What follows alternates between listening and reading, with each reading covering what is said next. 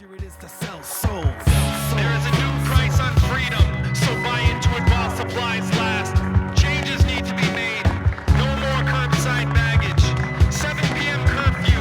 Racial profiling will continue with less bitching.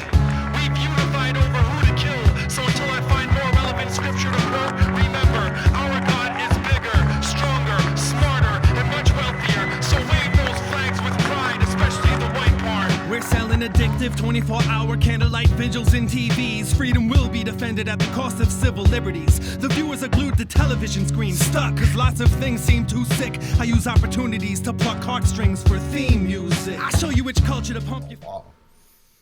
You're recording as I'm making sound check noises. I'll cut that out. I believe you. I totally will.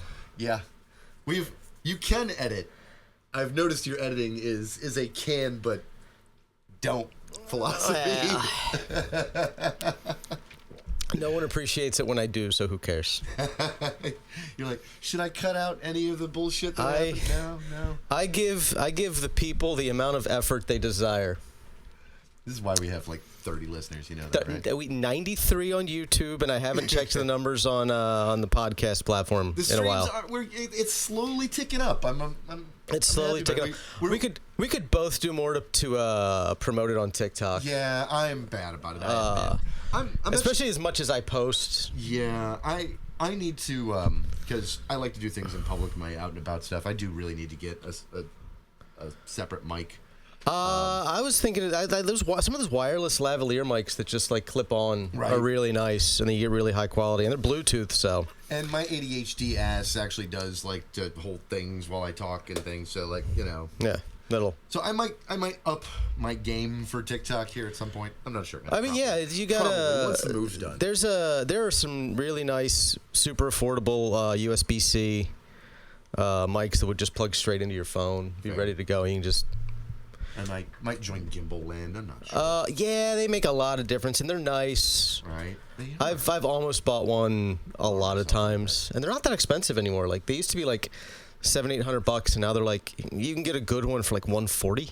I ain't bad at all. Yeah, no, it's not bad at all. It's a small one. It's only big enough for a phone. Like I would probably get a bigger one that would be able to accommodate that thing. Camera of yours, yeah. So that'd probably be closer to like $250, $300, but. Yeah, but still not bad. I'm gonna up my game on some of my. Yeah, I really want to keep doing this project. I enjoy this project a lot. We both need to post shorts more to the account. Every time I do it, I get like hundreds of views. Right. It's and it's just reposting shit from TikTok every time. Like, it's not like I make anything specific for this platform. Speaking of which, oh, God, our formatting, obviously, about the structure of our show. Welcome to the Grift. Oh, yeah, hey. Hi. How you doing? We just started with a conversation. You don't worry about it. We might not edit. I don't know. You love us, and you'll listen to what we tell you to. Yeah.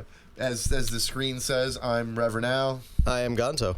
And this is the Grift. I want to dive, I guess, into the news because it's been a week. Holy shit. I don't know. For me, I think the most important piece of news in the last week has been the loss of Ozzy. Yes. Like that. Yeah. I can't express. There's nothing in this world over the course of my lifetime that has brought me more joy than heavy metal. And it was invented by 4 dudes from Birmingham. Mm-hmm. And there's only 3 of them left. Right. And that's fucking weird. I never considered living in a world where that was true. Yeah. It had never occurred to me. Like, I knew he was old and I knew he was sick, but he's always just Ozzy. He's been a force of nature since before I was born. Yeah. He'd already been like kicked out of the band for his excessive cocaine use.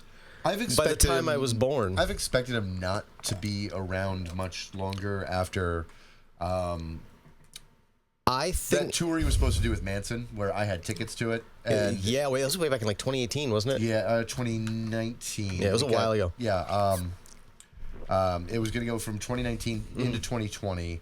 Yeah, it got canceled because of his ankle. Right. But he also had some other health issues. Yeah, he basically was in that zone of like canceling He parts had of tours. already been diagnosed with Parkinson's, I believe, but it was like super early stages. Yeah.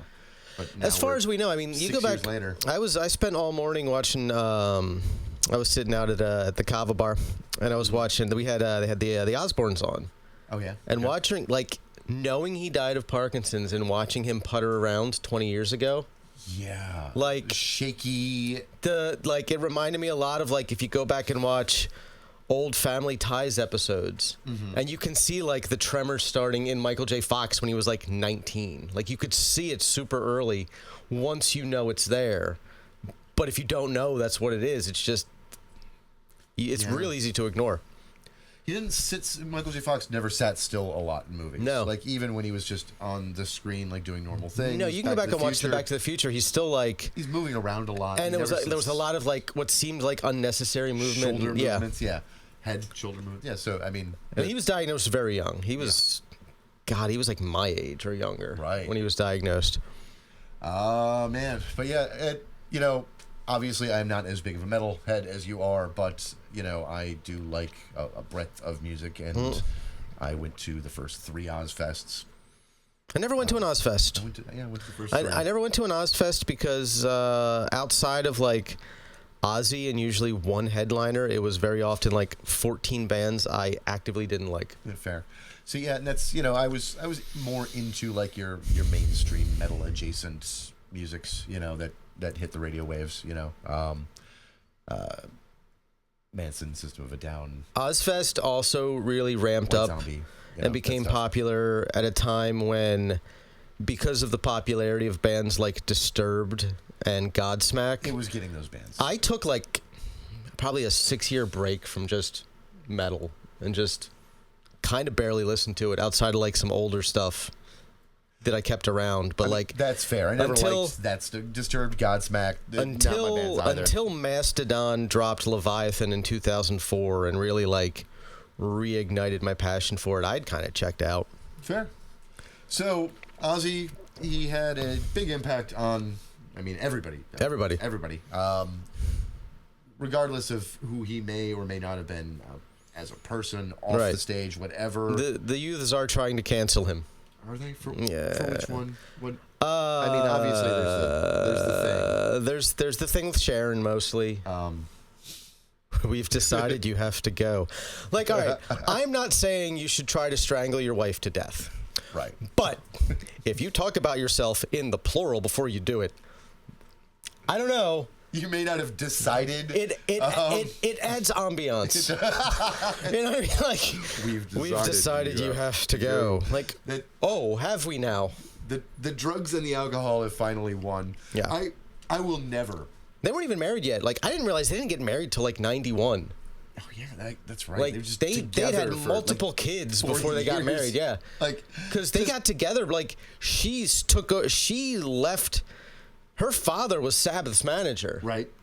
And she left to manage Ozzy when he got fired by the band. Yeah. And they were just together from, like, 1979 on. Like, the entirety of my life, they were together. Yeah. And she's I have a lot of criticisms of Sharon Osbourne. Oh, yeah. No, and I know a lot of people do, but she is the reason he made it to 76 years old. Oh, yes. Let's... As far as their relationship goes, they had a weird dynamic, but man, is she a terrible person. I don't think he would have. First of all, I don't think he would have had a solo career. No. I don't think he would have made it out of the 80s. Oh, no. I think by 86, 87, he'd have just been he would have been, like, playing the fucking greatest hits at the fucking state fair circuit. Yeah. And he'd have drank himself to death. He would not have continued to be Ozzy Osbourne. No, he wouldn't. Yeah, he wouldn't have become the Prince of fucking Darkness without Sharon. And you can hate her all you want. I'm not going to argue with anybody who says they hate her. Yeah, but she's a terrible person. Like, but be real. But she was also almost exclusively a terrible person in service of his well-being and his career. It's also true. She was happy to be the bad guy if it benefited Ozzy and kept him going, kept him alive. I will never... I don't think she's going to last the year. No, I don't think... I think it's going to be like when June Carter died and Johnny Cash was gone a month later. I was going to say one of the most influential moments of Ozzy in my mind, and I reference it often, is because I don't drink a lot of water. Yeah, I've noticed. is the VH1 Behind the Music, where there's a very drunk and upset Ozzy talking to the cameraman, and Ozzy is ranting about how he's thirsty, and they go, would you like some water, Ozzy? And he dumbfoundedly looks straight to camera and goes, water? You don't drink water. That, Ozzy. I mean, he got sober after that, but up to that point, you know, he was at a stage where water was just for cleaning. Yeah. Like, you know, it was for bathing things, not maybe drinking. Occasionally throwing things off a balcony into, like, Right? a television or something.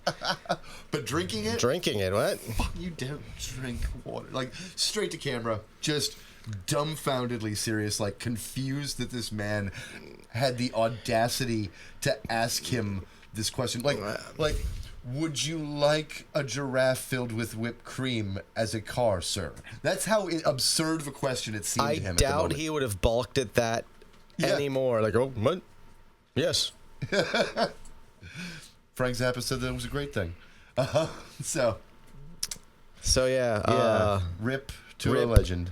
And then I guess today, Rest in Hulk Hogan. Terry Bollea, eat my shit and hair in hell. You son of a bitch. I'm glad you're dead. I hope the Iron Sheik gets an opportunity to beat you with a fucking 2x4. I hope eternity is Bubba the Love Sponge's wife laughing at your dick. I hate that that's a sentence that makes sense. I hate that I've seen them fuck. I hate that I've seen them fuck. I hate that is the Hulk Hogan helped kill independent media and mid-sized internet media. That was the beginning of Peter Thiel's true Bond villain arc. Yeah. Like, he was just a rich asshole before that. And then funding Hulk Hogan's billion-dollar lawsuit against Gawker, which, look, Gawker was a piece of shit company, but they also owned a bunch of other properties that were not terrible. Yeah, I mean, they had some good properties. I always liked IO9. Jezebel. Jezebel was good. Yeah. Jezebel had some really good reporting. And so, you know, but that was also, it sent a chilling effect because now, like, you can destroy a news organization. That hasn't become a problem lately. Yeah. Through lawfare. And Wow. it upended our protections of free speech in the civil courts in ways that had not been done since Times v. Sullivan. It was that was a paradigm shift. Mm-hmm.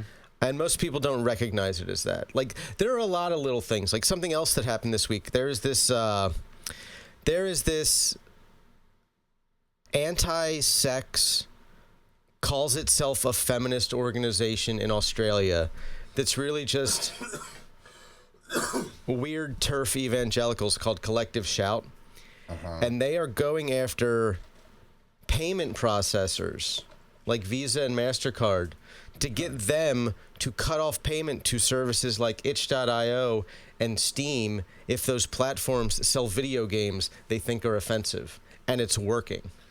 That's a problem. It's working. Just last night, without announcing formally any policy change, itch.io deleted a bunch of games that were available for purchase on the platform and banned a bunch of developers without warning because Collective Shout pressured Visa, and Visa said if you don't do it, we'll cut off your ability to process payments entirely. That sounds like a huge problem for us. I mean, it's a problem we deal with. Yeah. Like, indirectly-ish. Because one of the reasons we're stuck with the piece of shit point of sale we have is because Visa does not like to process payments for one of our primary products. Yep. Legal. Legal. Totally legal. But it's... Yeah. And, you know, we have a $1 trillion, CBD, THC industry in the United States right now, and it's incredibly expensive because you have to go through alternative payment processing. Yeah. Like, it's a pain in the ass for everybody. Everybody. But I pay for a special license to sell that stuff. I don't care. Yeah. I don't care what your politics or religious beliefs are. You should not be comfortable with a credit processing company telling you how and when you can spend your money from your bank account. That is a you decision that you alone get to make, period, full stop. Well, there's the problem, though, is that... As long as it's not illegal. These people don't see... Well, no, it's that these people... The Mehdi Hassan thing. Yeah. Okay. Talk about bulk of that later, but that showed us how much they don't...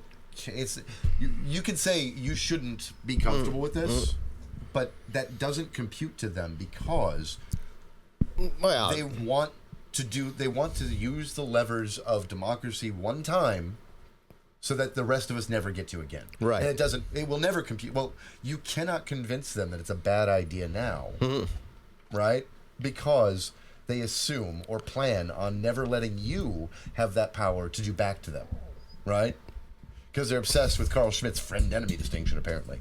I did not expect... I knew we were in a weird place. I did not think we're in the let's take advice from Carl Schmitt part of our decline. Like, what the fuck? And, a lot of the discourse around it seems to think that the people that Jubilee gets are absolutely just on the fringes, right? And in some ways they are. They are. I mean, they look for those types of people. Right. They specifically tried to find people who were that. But also, they had no problem doing it in Los Angeles. Right. Like, it's real important to remember that was shot and everybody who was there was from Los Angeles. Yes. So fucking California. It was easy to find fucking Waluigi Mangione. Yeah, every single person that spoke, right, had some form of authoritarian position, truly authoritarian, the fundamental disconnects of fascism in their brain. Even if they didn't see themselves that way, even if they were sympathetic to some points about immigration, etc., they had that cognitive dissonance where they had some hard right authoritarianism built into them, where they saw friend versus enemy is all that matters, right? And even the ones who were shaking their head at the guy who was quoting the Nazi and looking embarrassed had some points where they agreed with him and didn't see him as the bad guy. They did all tend to agree on everything related to immigration specifically. Yes. They fucking hate immigration. Even the guy on DACA. Even the guy on DACA was was more critical, and he was the fastest voted out, if you noticed, right? Yeah. They voted his out quick as soon as he actually started having a nuanced conversation with Hassan on it. But even he leaned in we have to have rules and law, and not all immigrants are good, right? Positions, because that's what Trumpism is, right? And they all wanted the machismo. They're all obsessed with that machismo. Yeah. And we could... I'm an open borders person. Same. But if we're going to have a formal immigration system, we could streamline it, and automate so much of it. Yeah. To just let people you apply, you're given an automated background check. If you don't raise any red flags, you set up a set of red flags, these are the red flags, you're just given permission. If those red flags do pop up, that's when you go to a second tier of vetting where you're actually interviewed. Somebody actually formally investigates you to look into those red flags. But it should be easy, and I think that should be the case in every country. I caught another story of the idea that it's harder to immigrate to other places means it should be harder to immigrate here is bullshit to me. It shouldn't be hard to immigrate anywhere. Yeah, again, what's the bar here? Why setting yourself as a bar against every other country, especially when you are you will use isolationist, anti-globalist rhetoric for everything else. Right. But now the bar is, fucking Sweden does it. Or all the things we could learn from foreign countries, and the only thing they care about is they're harder to immigrate to, and that's good. Yeah. No, fuck off. It's like the one thing that everybody gets wrong. Right. When we are the melting pot, my childhood, your childhood, when did they stop talking about that? When do they stop talking about that? Because I cannot think of when the shift happened. I honestly can't. the millennials I know all seem to, remember that. Like that's a thing they seem to accept. And an ideal that they seem to, like, collectively, on the whole, more often than not, like, believe in. Right. I don't know if it's all of Gen Z. Gen Z started what, like 97? I don't actually know. Here's the thing: 96, 97, something like that. Somewhere in there. Actually, I'm not even fucking focused on Gen Z because, again, most of the people that were on that stage were not Gen Z. They were young millennials, right? Some of them were Gen Z. Right. But the other part is that it's like the conservative movement in the whole. J.D. Vance isn't Gen Z, right? No. When the Republicans He's a stopped fake talking hillbilly. about it is when I couldn't tell you. Because I feel like at least some of them were talking about it into Bush Jr.'s term. Like, did it end with Obama? Is that what did it? Was it Obama? It might have been. I think so. I think because he used that rhetoric a lot. For being... like around DACA, etc. For being a slightly center-left moderate, the psychological damage his presidency did to a segment of this population is fucking mind-blowing. Yeah, I mean... it broke so many brains. It... in the dumbest way possible. I mean, white supremacy took off afterwards. When they screamed that he was divisive, it's like, yeah, he didn't do anything to be divisive, so shut the fuck up. You know why he's divisive, because he existed, right? But it's because these mediocre-ass white people cannot stand the idea that there are people that they don't identify with, right? That have better credentials than them, right? That succeeded more than they did. The entire Trump movement, most of the GOP base, basically, is stuck on this idea that they would have succeeded more if not for, right? That their lives would be easier if not for immigrants, if not for this or that. It's bullshit. Unless they're stuck. Unless an individual specific immigrant did something to you specifically as an individual, your life has not been made worse by immigrants. Period. Full stop. Mine hasn't. Yours hasn't. Nope. Yours hasn't. And it had nothing to do with immigration. It had everything to do with that person. That person. That chunk of immigrants doing something to you. Because there's a certain percentage of every single population group on the face of the planet that's just shitty. Yep. Every single population group has a segment that are just fuckheads. Speaking of percentages, groups of the population that are just shitty. Justice Department official to meet Epstein accomplice Maxwell. Their DOJ is setting up a meeting with Maxwell. Yeah. Yeah. Here's the thing about her. Here's the situation she's in. She can make any agreement she wants with them. Mm-hmm. If she is actually released from prison, I give her 6 months. She's dead. That's possible. Because that's the thing. Once she's pardoned, she's pardoned. Mm-hmm. There's nothing to hold over her anymore. She's pardoned. Do you think they're actually going to pardon her? Like, do you think he's actually going to do it? I don't know. I know he wanted to when she was first arrested. He had to be talked out of it. The Epstein thing is such kryptonite to him, as we talked about earlier on the car. It's the only thing that his base genuinely cares about that isn't about making him be their God King. Like, they independently care about that regardless of what he says. It's an independent issue that they are... Yeah. And it is their defining issue. Yeah. He turned them into that. Like, he and QAnon turned them into that, but because they drilled in over and over and over again, and they used that, like, conspiratorial, the DNC is trafficking babies, adrenochrome, blah, blah, blah, blah, blah, and then Epstein happened at the same time. And I need them to understand this. No one cares what happens to Bill Clinton if he's implicated. I doubt Hillary does. Right. Like, she's probably be like, okay, yeah, no, he's definitely, I officially know he's a piece of shit.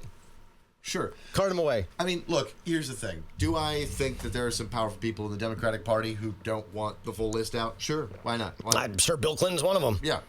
I also know that, like, the only reason that the quote-unquote Democrats didn't release it during Biden's term has nothing to do with the fact that there were powerful people on it, and it had everything to do with the fact that they were letting the DOJ do its work. And weren't parts of it also sealed? Parts of it were sealed, correct. Yeah, a large part of it was yeah. sealed.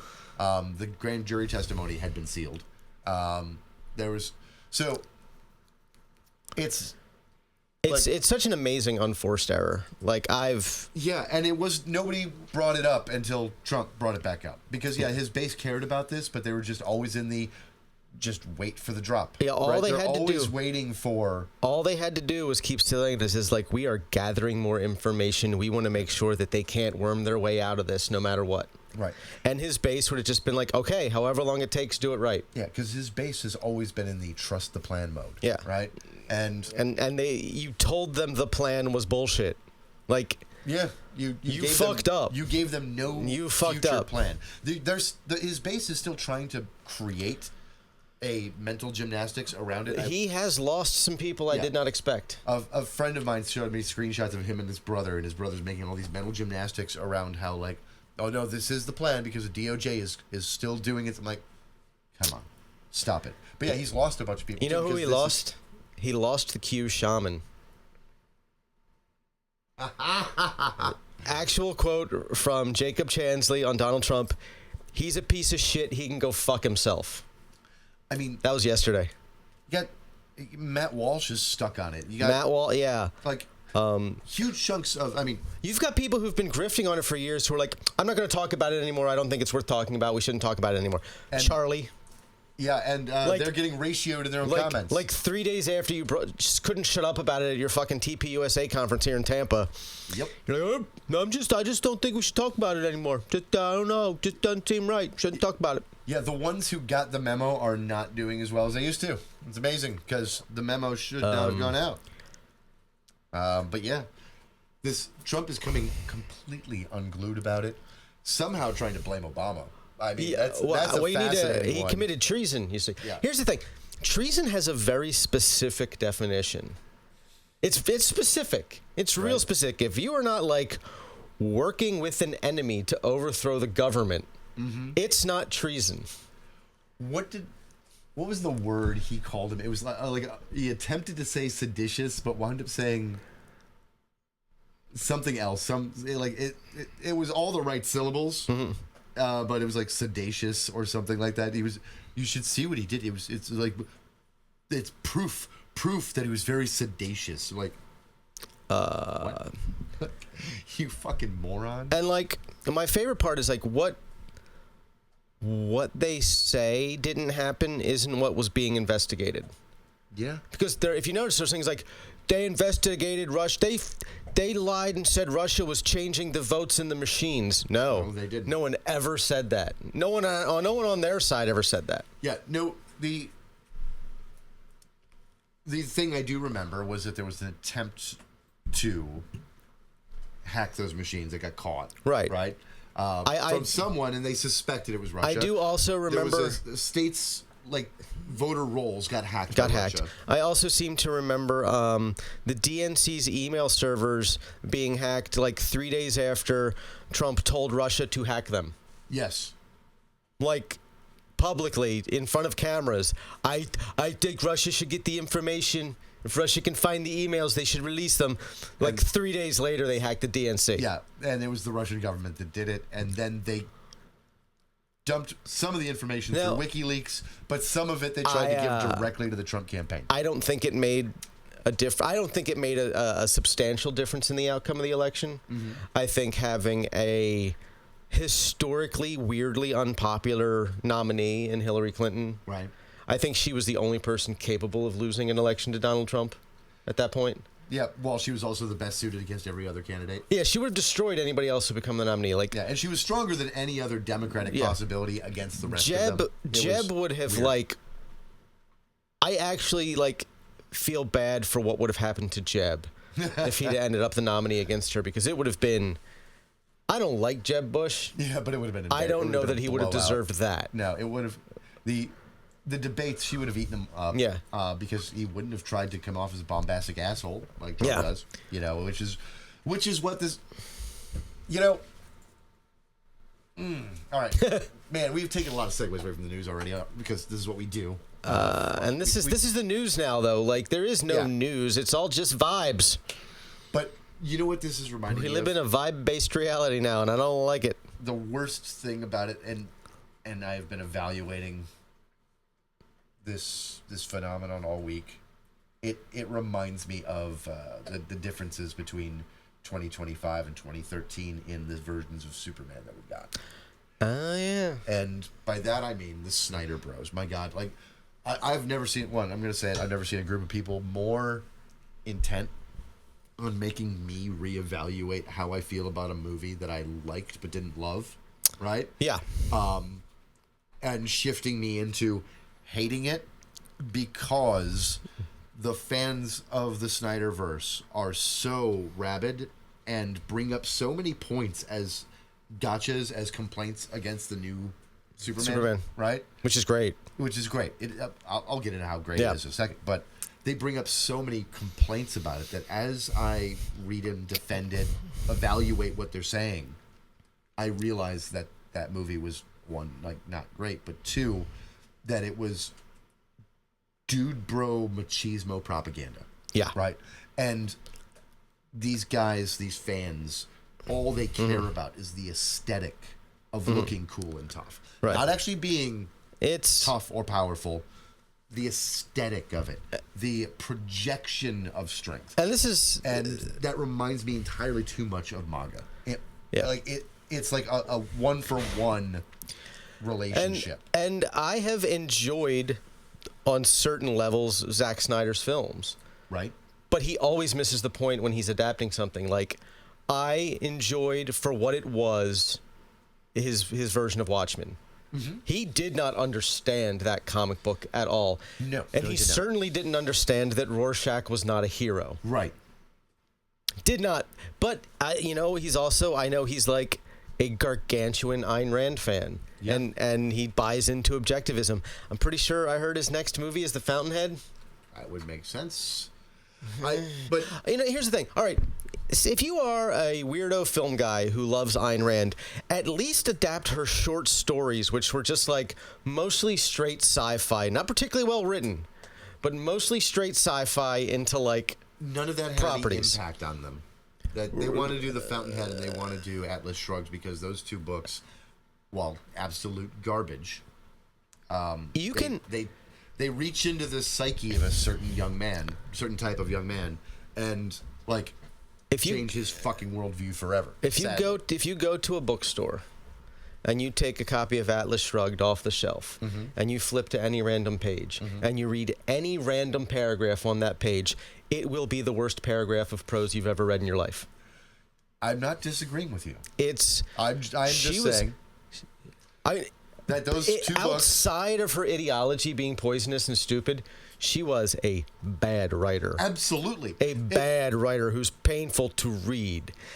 Like, sometimes you can get away with, like, clunky prose if you have interesting ideas. Yeah. She had neither. But the books, for some reason, resonate with a certain type of fucking, like, bookish, but, like, insecure 13-year-old boy, right? And they break their minds forever. Yeah, what's that old quote about there are two pieces of literature a 14-year-old boy can read. One will like give him some fantasy version of like the world. Yeah, make them my God, it's so good. That will leave them emotionally stunted and with believing in fantastic non-realities, blah blah blah blah, and the other has orcs. Yeah, and it's right. Yeah, it's bad. It's bad. She's a bad writer. Don't read her. But so, for your own sake, Zack Snyder fanboys are making me reevaluate this movie, but it's also making me evaluate the Man of Steel and the Snyderverse against them as people and our political movement, and seeing them right as how they intertwine, right, which is about the aesthetics of cool. It's Punisher logos and putting Donald Trump's head on fucking Hercules. And not having emotion. And yeah, exactly. Well, you can have anger, but that's not an emotion. That's being a man. But it's about being stoic. Yeah. Man. Look how bad I am. I'm wearing sunglasses inside. And I got a ball cap on. Yeah. You know, like I'm sitting in my Dodge Ram, jacked up with my fucking wraparound Oakleys. Yeah. That I paid $220 for, even though they're cheap fucking plastic. What's wrong look with at how you much people? black I wear all the Well. time, and like, man, if I gotta have sepia filters. Man. My thin blue line Punisher logo sticker on the back of my truck. We desaturate everything in life, bro. That's. And the new Superman movie. Colors are for queers. That's why they got the rainbow. Yeah, the new Superman movie is excellent. It It's- is colorful. It is bright. It is joyous. Joyous. It is a comic book movie. Wholesome. Not a movie. Not an adaptation of a comic. No, it is a comic book. It is a comic writ book on movie. screen. Right. It is wholesome and hopeful and joyous. And the most powerful version of Superman we have seen on screen to date. Fuck you, Zack Snyder Bros, because you don't seem to understand certain things. I'll say this. The only reason I am okay with people saying that Christopher Reeve is their favorite Superman is because he did it 45 years ago. Right. And because also Christopher Reeve, I love there's a clip where the interviewer asked Christopher Reeve that 20 years from now, a new generation of Superman is being made, and you get to give the actor advice. What is your advice? And he talks to him about how he shouldn't play him as too strong, right? And it's not about being powerful. It's about being a good person. Yeah. And about being the one to reach out, because that version of Superman went into a tree to save a cat for a little girl, right? And then when she was saying bad cat, he goes, no, we're all scared sometimes. We're all afraid of heights sometimes. Like Superman telling a little girl that sometimes we're all afraid of heights. Yeah. And that's Superman. And what I loved about the new version we just got is, and I've seen a lot of people talk about how he's physically weak. He's not as strong as he should be. Bullshit. He is the most powerful version. He is the most powerful version we've gotten on screen today. And you have failed to understand that he is going out of his way as much as possible to make sure no one gets hurt, and especially no one gets killed. Yes. Even when he is laser eye blasting motherfuckers out of the sky, when they hit the ground, you'll notice they're all still alive. Absolutely. Every single one of them is still alive. He goes out of his way to not kill anyone. The only person you could say he kills is, spoilers, his clone, Ultraman, who he allows to fly into a black hole, who I'm pretty sure is going to come back as Bizarro. Right. He's going to come back from the black hole fucked up and Bizarro. Yeah. Like, it might take 3 movies. Brief pause for those who haven't seen it and don't want spoilers. Pause here. I'll flash spoilers on the screen if I we'll remember flash when I'm spoilers. editing. So, powerful Superman. Okay. He fights a fucking kaiju, right? Now, if you want to compare Snyderverse versus this movie, okay? This is the first fight Superman has lost in 3 years. To the Hammer of Baravia. The Hammer of Baravia. Hammer of Baravia actually is Ultraman, right? We don't know that by that point, but that's fine. He loses a fight to this character, right? And Superman by this point, in 3 years, has never actually had to fight anything that's been a threat to him, right? So, because of that, he's always pulling punches. You become predictable when you can't. When you're not trying, when you're trying to, like, restrain yourself and not do harm. And you also can't actually lose. You pair those two things together, right? And what you have is the most predictable fighter on the planet, right? So, and you also run into a situation where it's like, when you do find yourself in a situation where you need to fight at your full capacity, you're not used to doing that. Yeah. You're not even consciously pulling your punches anymore. You're not using your full power because you've never used your full power. Exactly. It's not what you do. And there's that Justice League cartoon, 2016, which, with Darkseid? Yeah, with Darkseid. Superman. Batman is keeps fighting Darkseid after Superman and Darkseid fight, and Superman's getting knocked around, and Batman keeps jumping on Darkseid, and Darkseid's like, why do you keep fighting? You're weak, right? And then Superman says, he will keep fighting until his last breath, and he won't give up. My whole team will. Me, I have a different problem. He stands up, dusts himself off, and he's getting closer. He goes, I have a different problem. I feel like I live in a world made of cardboard, always afraid that if I lose control for just 1 second, people could get hurt or worse, die. You look like you can take it. And then he proceeds to lay into Darkseid with his actual strength, right? And it does not go well for Darkseid. It does not go well for Darkseid.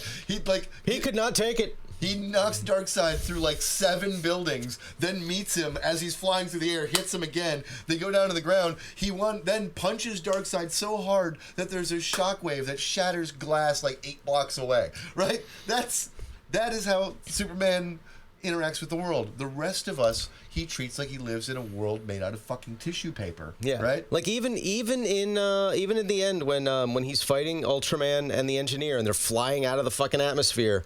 Yep. And they fall back to Earth.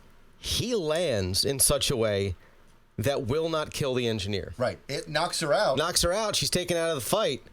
But he goes out of his way to make sure that in a free fall from space, Yep. she takes little enough of the brunt of the fall that she still actually survives. Right. And so that kaiju you saw earlier in the movie, right? Physically stronger and tougher than Steppenwolf, right? Yeah.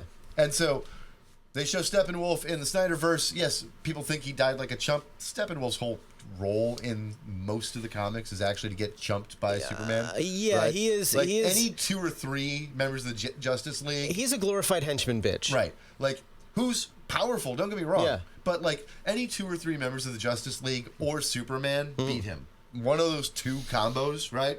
Like, beat him every time, okay? And Superman usually just pummels the fuck out of him. A lot of them could one-on-one him. Yeah. Like I know Wonder Woman could. Yeah, he's stronger than Wonder Woman. He's stronger than Aquaman, right? But they are capable of fighting him one-on-one and beating him strategically. Yeah, strategically. They're capable of outthinking him. Yep, and that's why it's in a usually battle. like a 2 or 3 members of the Justice League, like, you know, Yeah. Arthur or Diana usually tank him, while some other 2 members of the Justice League do something and they beat him. Or Supes comes in, knocks him out. Boom. One done. punches him. Yeah. Right? That's usually how it goes. So we see Steppenwolf get beat up in the Snyderverse. Well, that kaiju, stronger, tougher, right? And Supes is holding back his punches the whole fucking time. And Trying not to kill it. how people don't understand that when he literally says that directly to characters on screen, Right.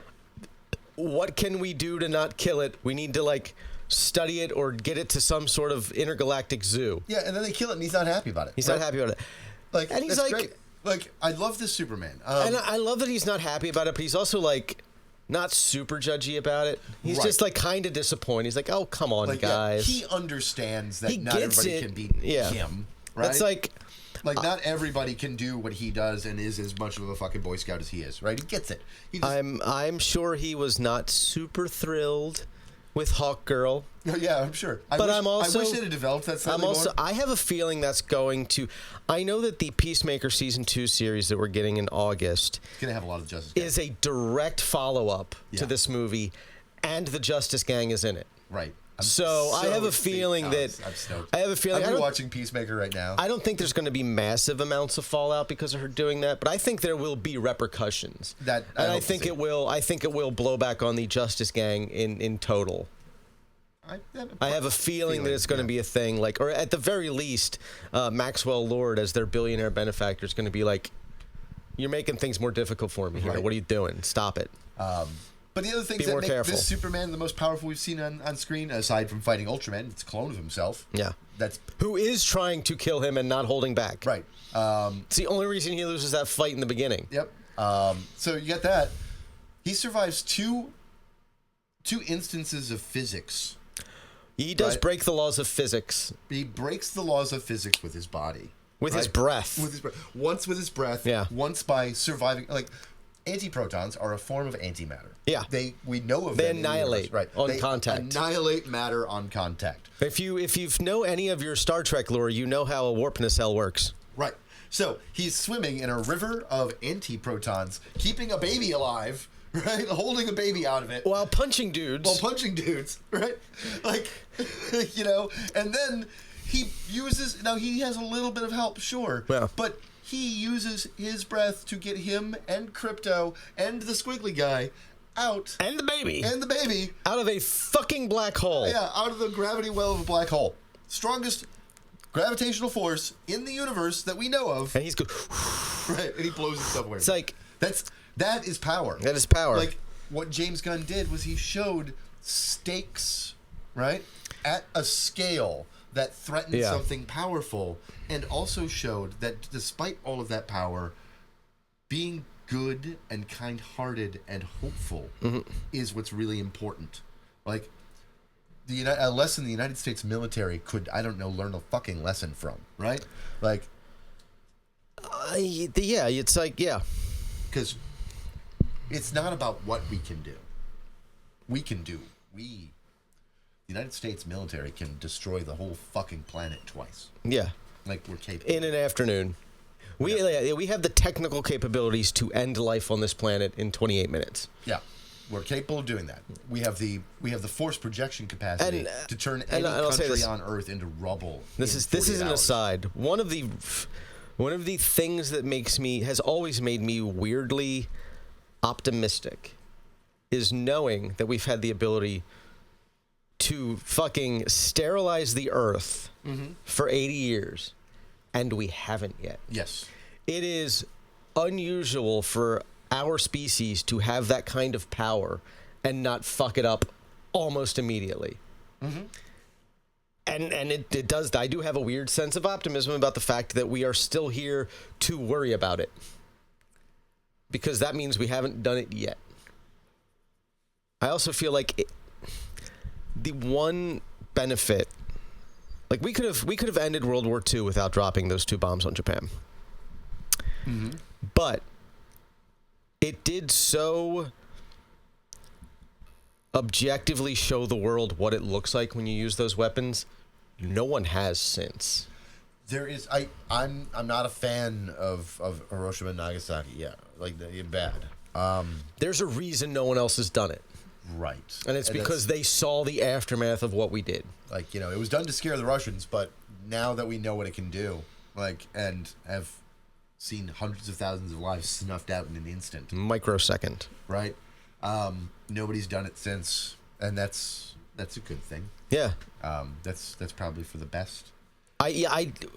We might have fucked up and done it if we hadn't had the example of how bad it is, especially with how small a yield those 2 bombs were compared to what we developed in the decade afterward. Yeah, now our micro little ones are fucking, our tactical warheads on fucking Tomahawk missiles. Yeah.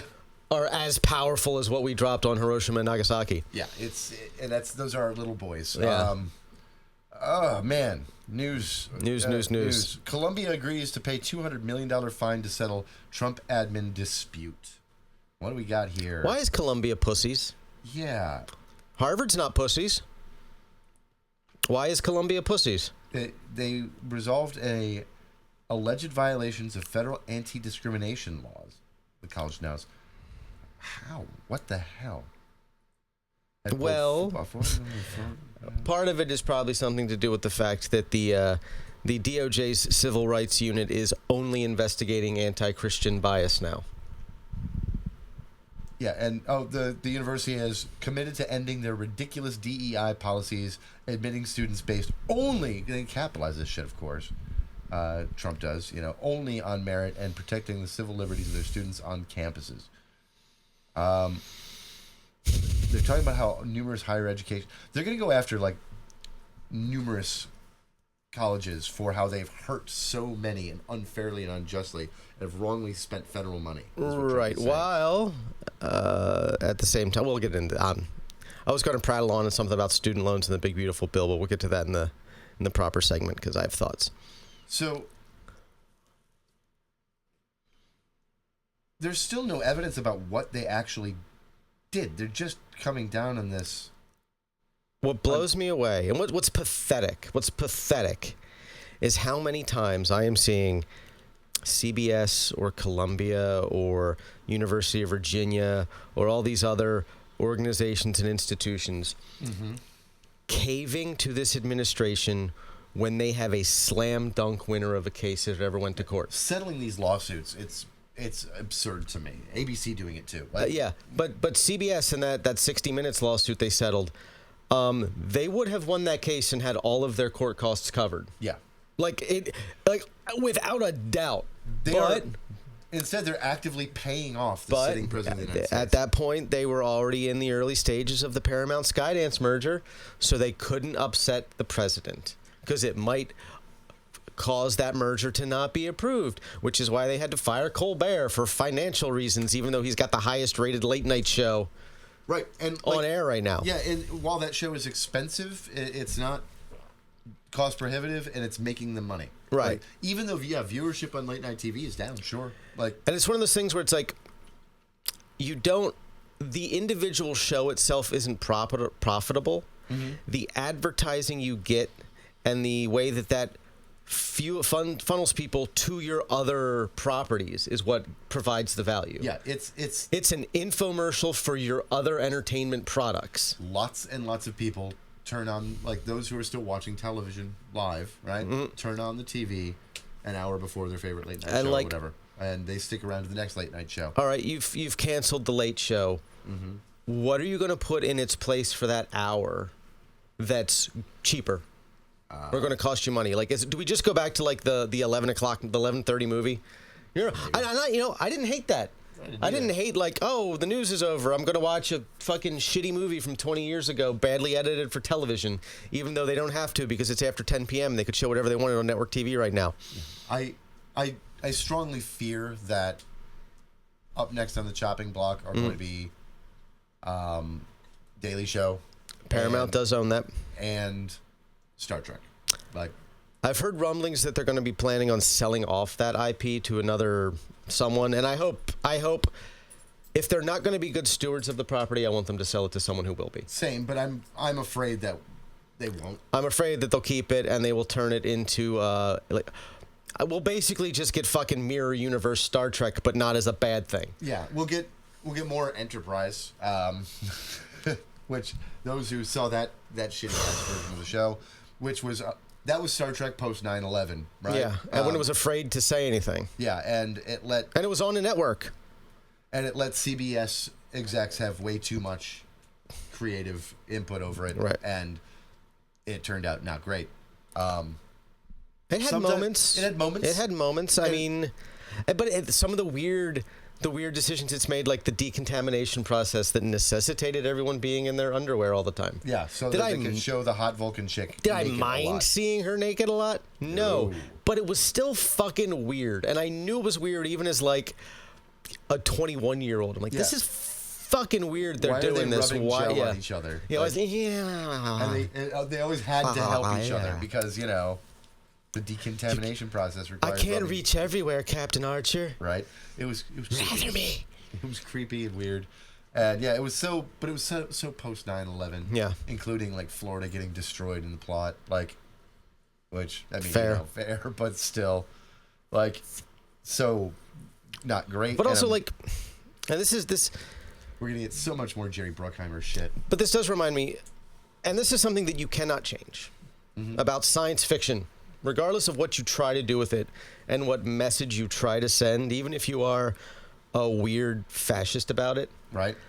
I believe Harlan Ellison was absolutely correct when he said that no matter how terrible the future looks in sci-fi, sci-fi is inherently optimistic because we're still there in the future to tell stories about.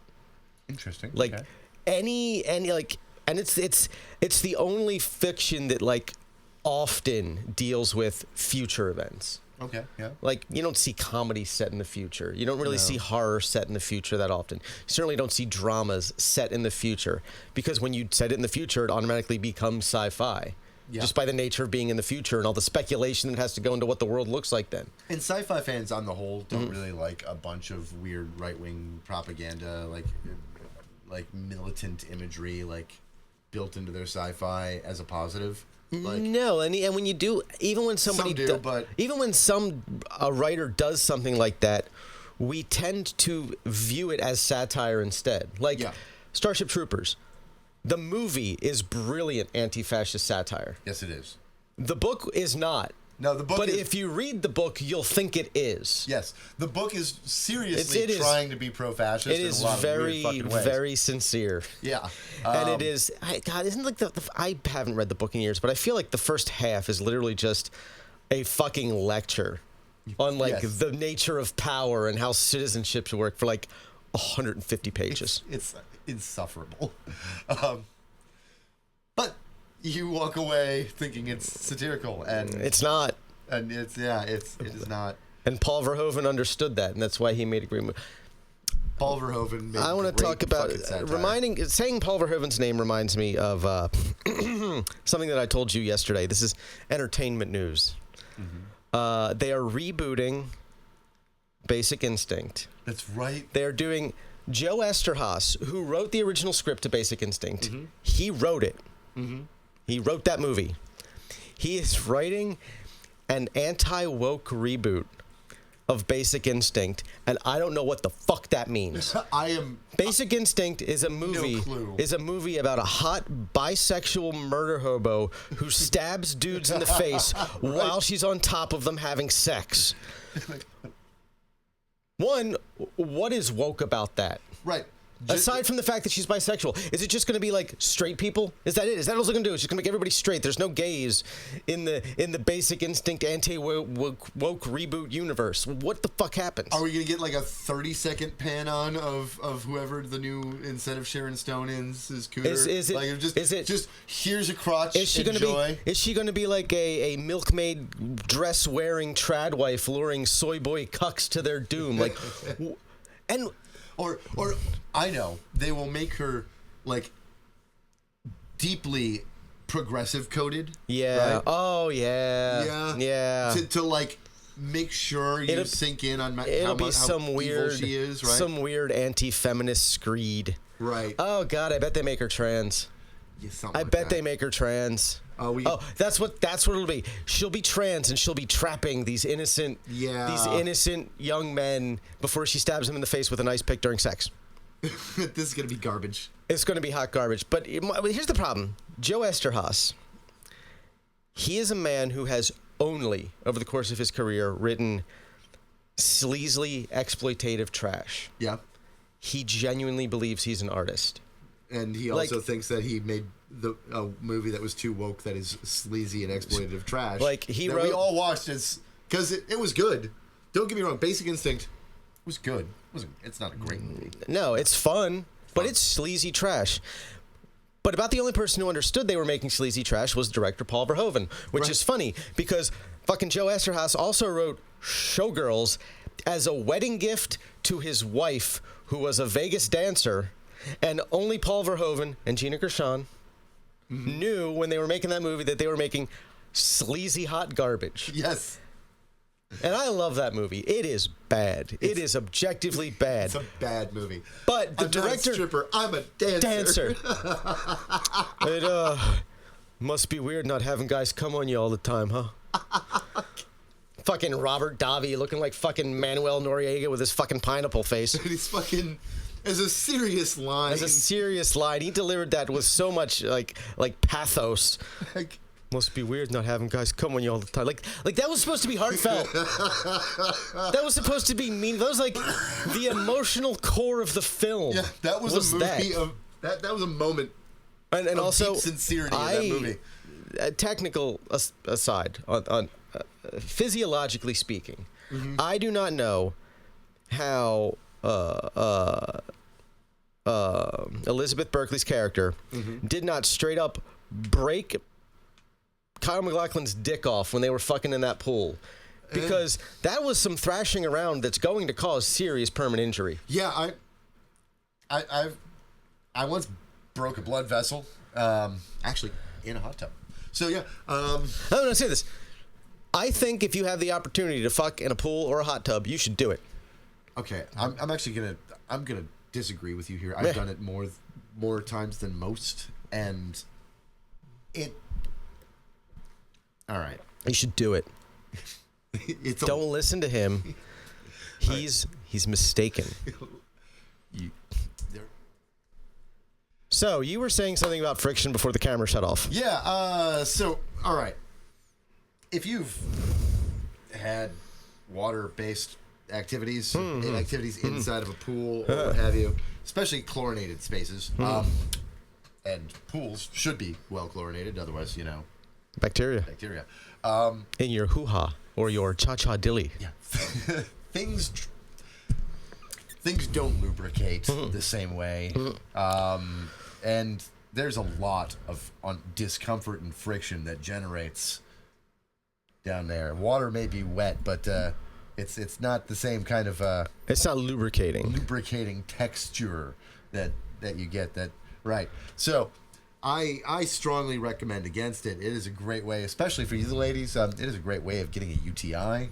And guys, if you do a lot of thrashing around and moving, you can break a blood vessel. Well, I mean, it's a lot more grinding than pumping. Right. Which is cool.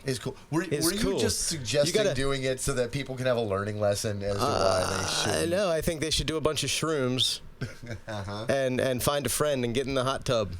Fair. Be shroomed out of your goddamn mind. Don't do drugs, kids. Do drugs, kids.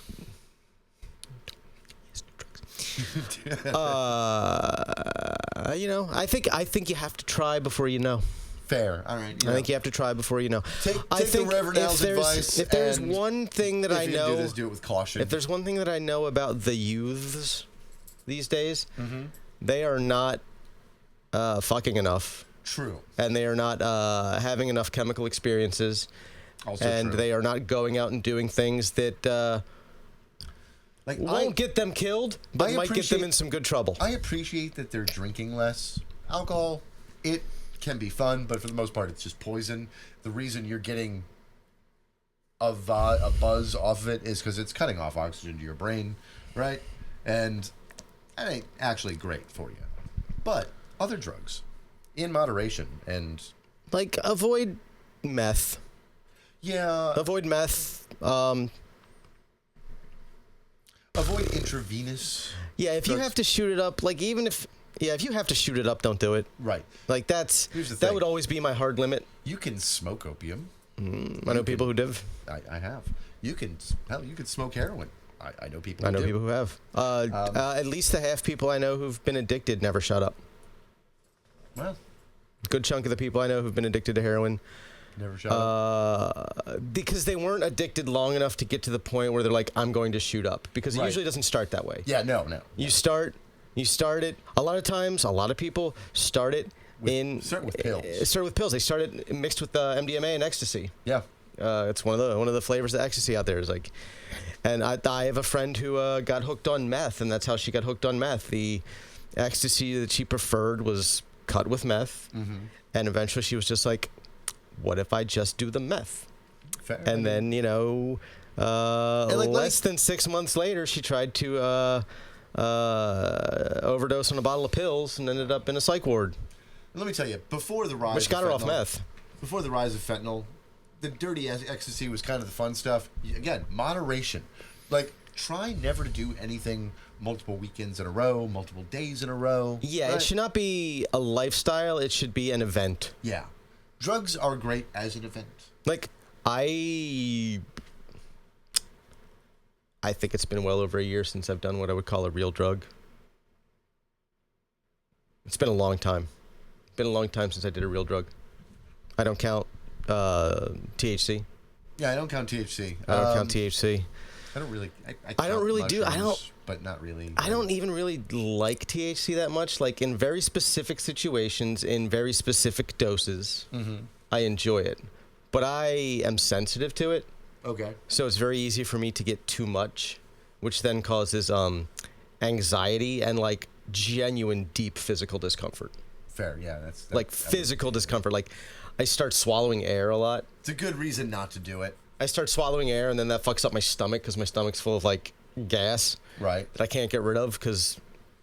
And as our audience knows, if I am around a drug and somebody's like, "Hey, you want to do the drug?" I will probably say yes. So that's my philosophy on it. But the youths are not fucking or doing chemicals enough. And like, here's the thing: it's not even just that they're not fucking and they're not using chemicals enough. They're not hanging out together in person. Not as much as they used to. Not as much as they used to. And like, I get we've all heard about there's a lack of third spaces. Yeah. But by the same token, they're not really taking advantage of the third spaces that are left. Yeah, there are still lots of third spaces. Like, there's still lots of coffee shops. There are still fucking record stores out there. Yeah. There are still bars. There are still plenty of bars. You don't have to, and like, we were all broke in our 20s when we were doing this. Oh yeah. Being broke is not a reason not to do it. Because here's the thing, you gotta get in this mindset. Like, you're only young once. Mm-hmm. You're just like, I only got $50 till payday. You know what $50 is going to do for you? Not a goddamn thing. Have some fun. Right. Like, I mean, you can get a couple grams of shrooms with that pretty easy. Yeah, if you're friends with somebody who sells, you can get a lot of grams of shrooms for that. Last time I spent $50, 18 grams I was given. Yeah. My guy was trying to clean out his supply, so he just gave me literally everything he had left. For $50? For $50. Fuck yeah. And because I don't do it often, that lasted me like over a year. Yeah. Like 3 grams here, another 3 grams like 5 months later. It lasted a while. But yeah, if you're a normal person who doesn't need to consume shit tons of fucking psychedelics like I do, like, you know, a 1-2 gram trip will on mushrooms will. You won't see visuals, but you'll get those nice body feels where you're just relaxed, and it's like. And at about 2.5-3 grams, you can really get some visuals off of it. Yeah. Especially if you set yourself up right, like something cool on TV. If I'm not planning on doing like a trip at home or like in a controlled environment, my sweet spot is like 1.5. Oh, nice. Because I don't get visuals, but like colors are more vibrant. Mm-hmm. And I can, my hearing becomes more acute. That 360-degree Pink Floyd dome space thing that was going on at Dolly. Yeah. Plus mushrooms. Yeah, that'd have been pretty cool. That was great. It was that'd have been pretty Dark cool. Side of the Moon with like fucking, like, it wasn't laser Floyd. It was like a light. It was like a fucking visual show. The last time I saw a laser Floyd, it was the single most disappointing experience I ever had at the State Theater. Yeah, I wouldn't want to see that. It was bad. This was like 3-dimensional, like projected imagery. That's on cool. This fucking dome. That's right? cool. And I'm just laying there. No, this was hosted by a guy who played a 1-string wash tub bass, and wore a 3-foot-long jester's hat. I hate everything about it. It was everything I remember hating about 1996 in one person on stage. Ow. Yeah. Ouch. That's no. Right. I just wanted to. Don't go to that show. I just wanted to throw the world's largest hacky sack at his fucking face. So Candace Owens is getting sued by France for calling the president's wife a man. Saying she was a dude. That's. The transvestigators are possibly the weirdest transphobes out there. Yeah. Especially all the ones who get it wrong about like absolutely famous, beautiful women that we've like seen naked before. Like, I have seen Scarlett Johansson called a man. I've seen. If Scarlett Johansson is a man, I am. In terms of more recent people, that it's just mind blowing. Sydney Sweeney. I've seen people say Sydney Sweeney is a man. I don't. Wow. Someone who I know you grew up with and I grew up with that I've seen called a man, that boggles the mind. Yeah. Jennifer Love Hewitt. They say she has a mannish face. She like set the stage for like. She was the girl next door everybody wanted back in her day. Yeah. Like. Yeah. Everyone. She is 1 day older than me. February 21st, 1979, she was born. She's still gorgeous. Yeah. Still absolutely gorgeous. Yeah. The DOJ is forming a strike force to investigate Obama and others. Of course, this is all just a giant distraction from the Epstein thing. This like, is... all of it. Okay. Say everything that you're saying is true. Why didn't you do anything in the 4 years you were president the first time? Yeah. How come in the immediate aftermath of the election that you say he committed treason to keep you from winning even though you won? How come, since you're basing all of this on material from the investigation that was left with the FBI and DOJ after he left office. Right. This was not new investigative work that was being done. This is, you are rehashing the information his DOJ and the FBI collected. Intelligence experts and former people with the CIA are suggesting that Tulsi Gabbard is cooking the books. It looks like a lot of the declassified things that have been dropped, some of them may be fake, others are definitely like just cherry picked. She is a confirmed Russian agent. Yeah. Like she spent years in between leaving the Democratic Party and becoming a national security advisor, getting paid $50,000 a pop to do video stories for RT America. Mm-hmm. And she was paid by the Assad regime. Like she's just a puppet. She's the hottest one here. God. She's so hot. Oh my God. You all right, Jimmy Dore? Why are you making this even weirder than it needs to be? Right? Thailand has launched airstrikes against Cambodia, and their border clash is escalating. That's great. Oh, that's good.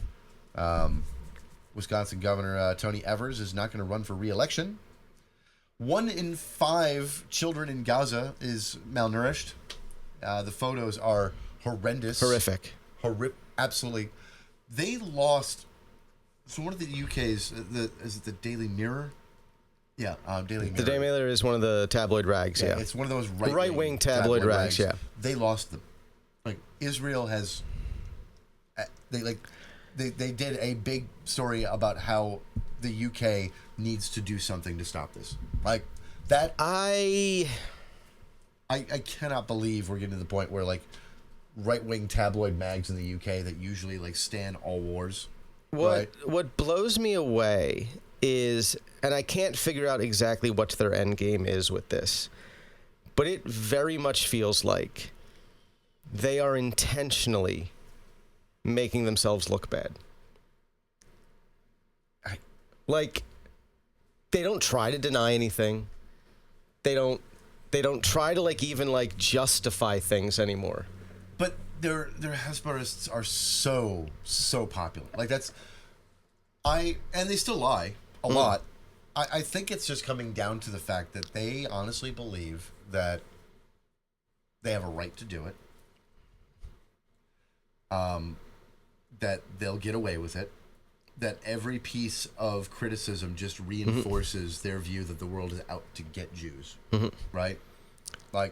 And that their propaganda arm is going to continue to basically convince world Jewry that it's just that their governments and their neighbors can't be trusted and that everybody should move to Israel. Yeah. I think really that's it. They want to continue to drive a wedge between Jewish Americans, Jewish people in UK, right? It's a shockingly anti-Semitic thing to do. It is. But you see, I see people that I know that in all other ways are deeply progressive who will say the most ridiculous things in support of Israel, right? Mm-hmm. And a few people I know of Jewish descent who have they will take a statement by a pro-Palestinian organization in Arizona, right? Mm-hmm. It's a paragraph long and one sentence in there about how Zionism is too controlling over American politics. Mm-hmm. They'll highlight that and be like, that's a blood libel. And everything else they're saying is yes, everything's blood libel all the time. Right. And the rest of the statement is morally correct in talking about how they're weaponizing anti-Semitism and even attacking Jews who criticize Israel. And by the same token, while an organization like AIPAC does have shockingly outstripped levels of power when it comes to our policy towards Israel, they're not behind everything the government does all the time. No, they're not. But this that's is one of those weird cases, rhetoric that I see. I do see that sometimes. But this is one of those times where so many people get the plot wrong on different pieces. But anytime somebody criticizes Israel correctly, they get accused of blood libel and anti-Semitism, right? And I see otherwise totally progressive members of the Jewish community say some ridiculous things.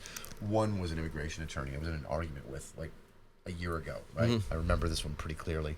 The woman was deeply progressive, pro-open borders, everything.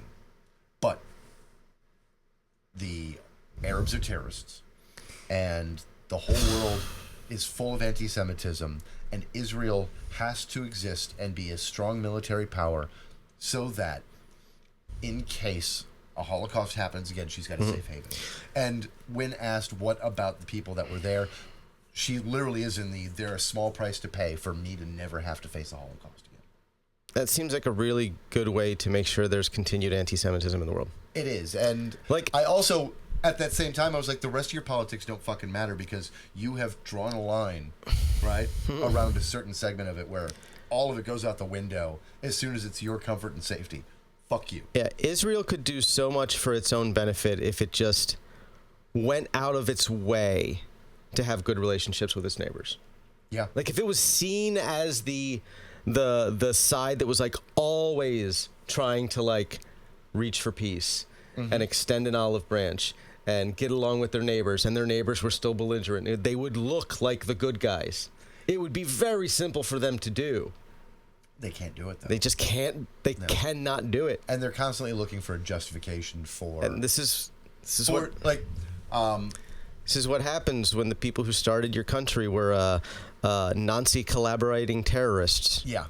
Miko Peled, who's, he's a critic of he's an Israeli critic of the state. His grandfather signed the Israeli Declaration of Independence. His father was a general in the IDF during the First Intifada, right? Like, and he is a like staunch critic of Zionism, right? And he's like, look, the problem is like, one, we've committed a crime since our inception, and we continue to reinforce that crime, right?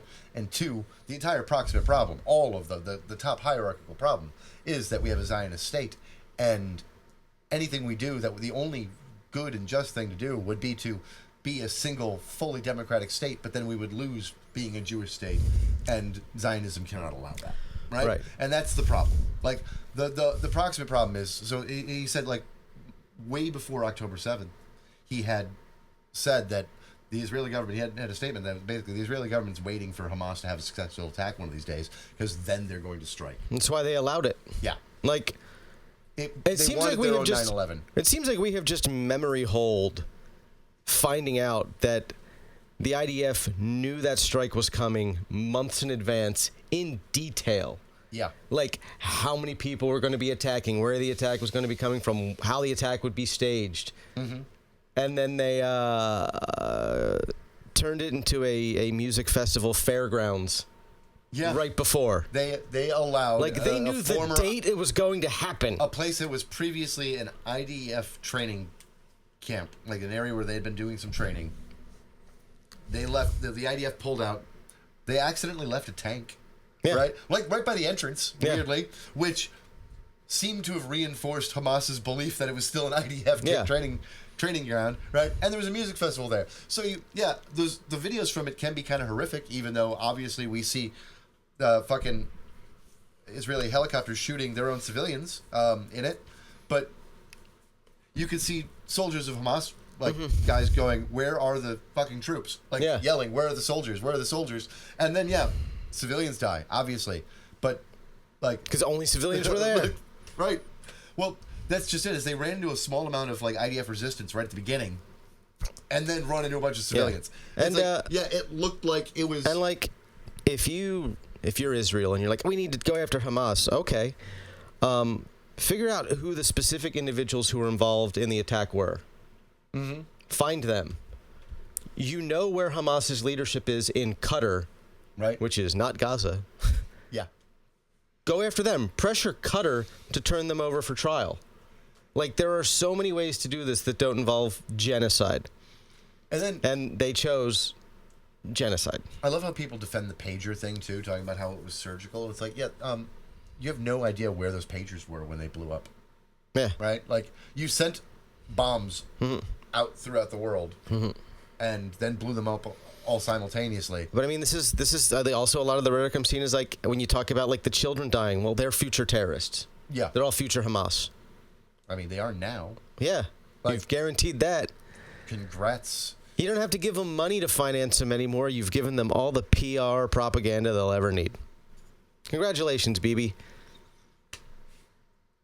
He was sent to the ICU this week. That's a piece of news that warmed my heart. Yeah, I'm hoping for the worst. He was sent to the ICU, and according to reports, they were having great difficulty managing his pain. The EPA, oh my God, the EPA now says that greenhouse gases are not endangering us. Says that climate change is not good, actually. Yeah, climate change is good. Wow. This is why you don't let Christian nationalists and an apocalyptic death cult make the decisions for the future they don't believe is going to happen. Particularly not when they fuse and allied with a bunch of like large industrialists who give no shit about anything but their own profits. Right? Who don't expect to live long enough to see the worst of it anyway, because they probably won't. Yeah, they probably won't. Their grandkids will be wealthy as fucking insulated. Yeah, and as protected as you can be. Yeah, so. But when no one has fresh water, your little bunker's not going to save you. Yep. Israel pulled back all of its negotiators from the ceasefire talk, as usual. It's what they do best. They were in the middle of another talk about ceasefires, and just Israel pulled out, of course. Yeah, so, God, that's been fun. That has been fun. A pickpocketing scheme here in St. Pete had 160 women lose out of about $200,000. Really? Yeah. That's funny. It's impressive. Right? Good for him.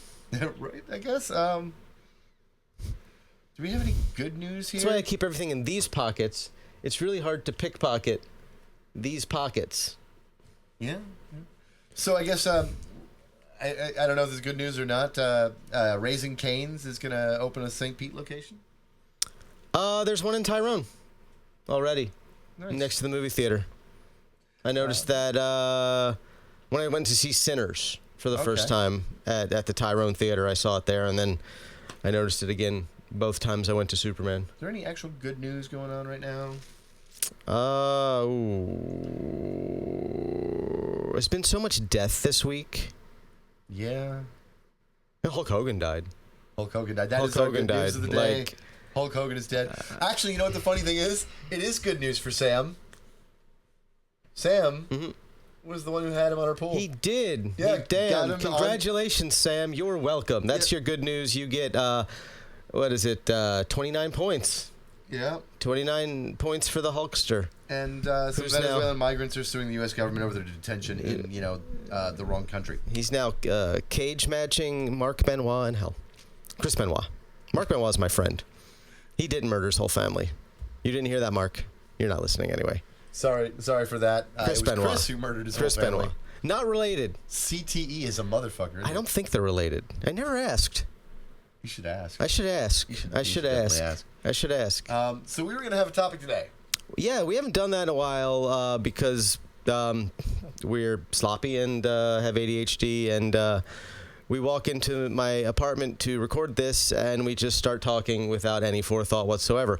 But you actually have something specific you want to talk about in depth because you have a thesis. I do. So right-wing populism. Like I have noticed the rise of it, and it gets some things right and some things wrong. But my first thesis, the thing I noticed, is that the American right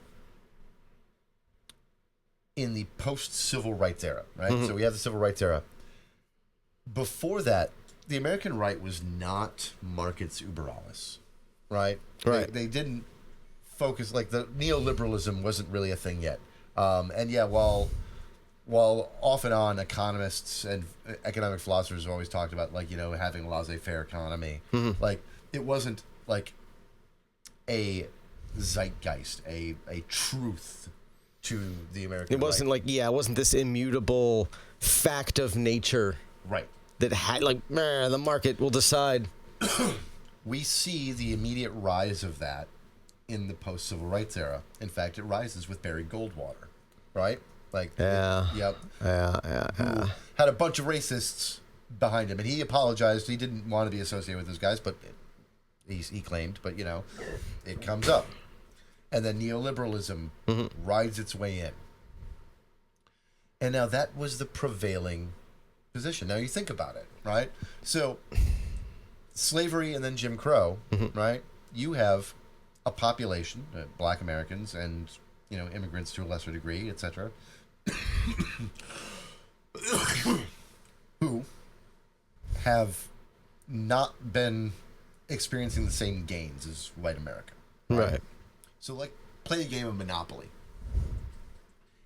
and give one player, $500 extra and one extra roll at the beginning of the game.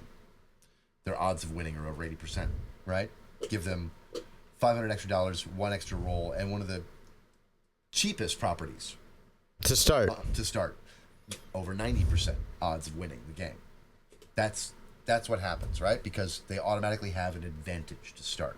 Everyone else has a disadvantage, right? Laissez-faire capitalism, as a ideology, right? Having markets uber alles, maintains pre-existing hierarchies. Right. Right?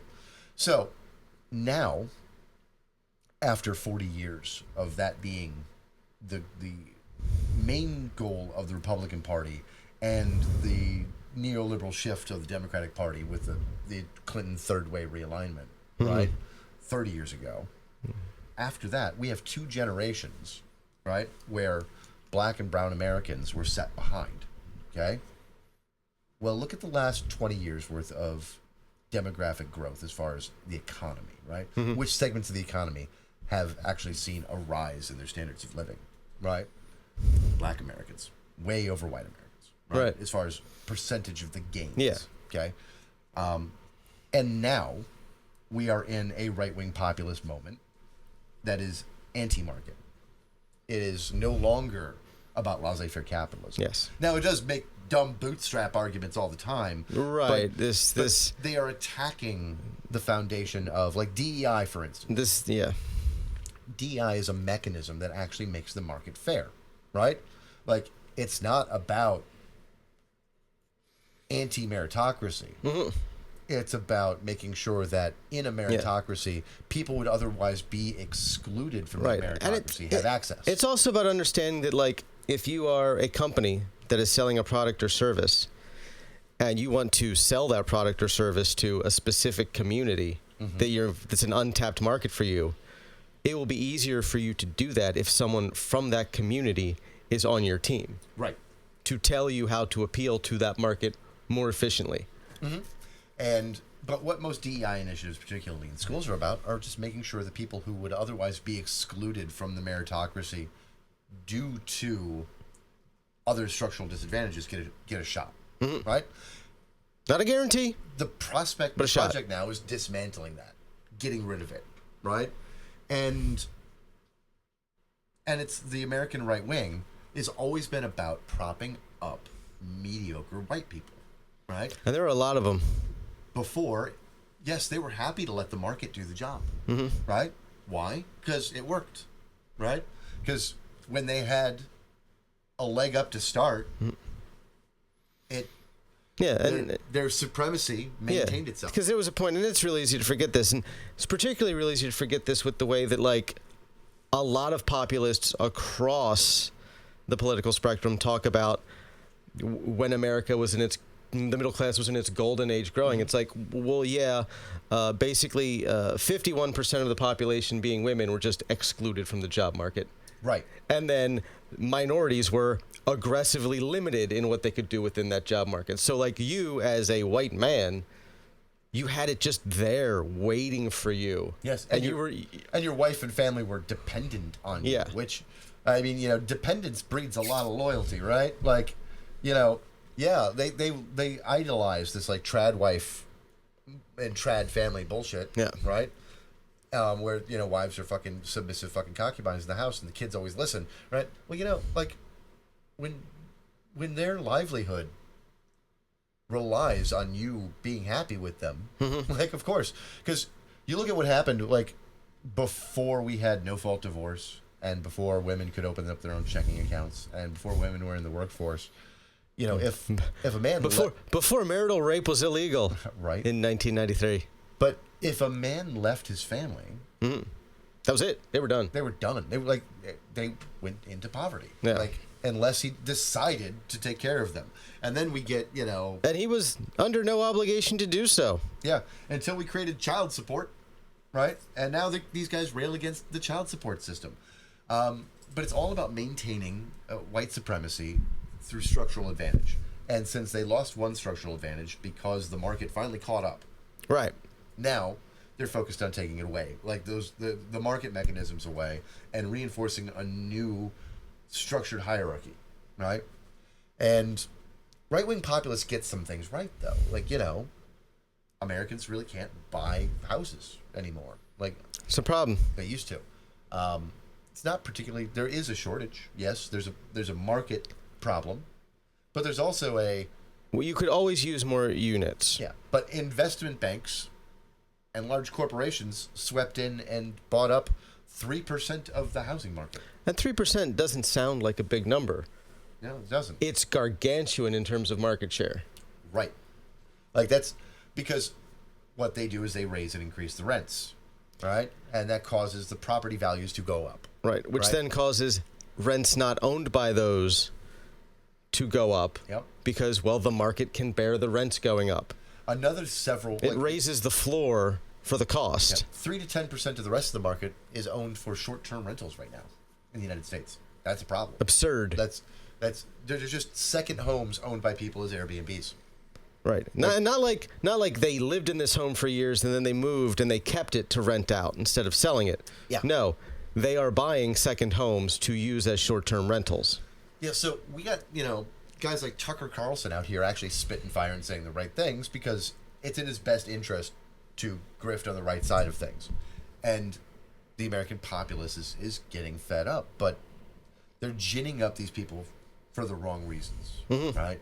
Like, yes, the billionaire class is the problem. Absolutely. But it's not because of immigrants, right? No.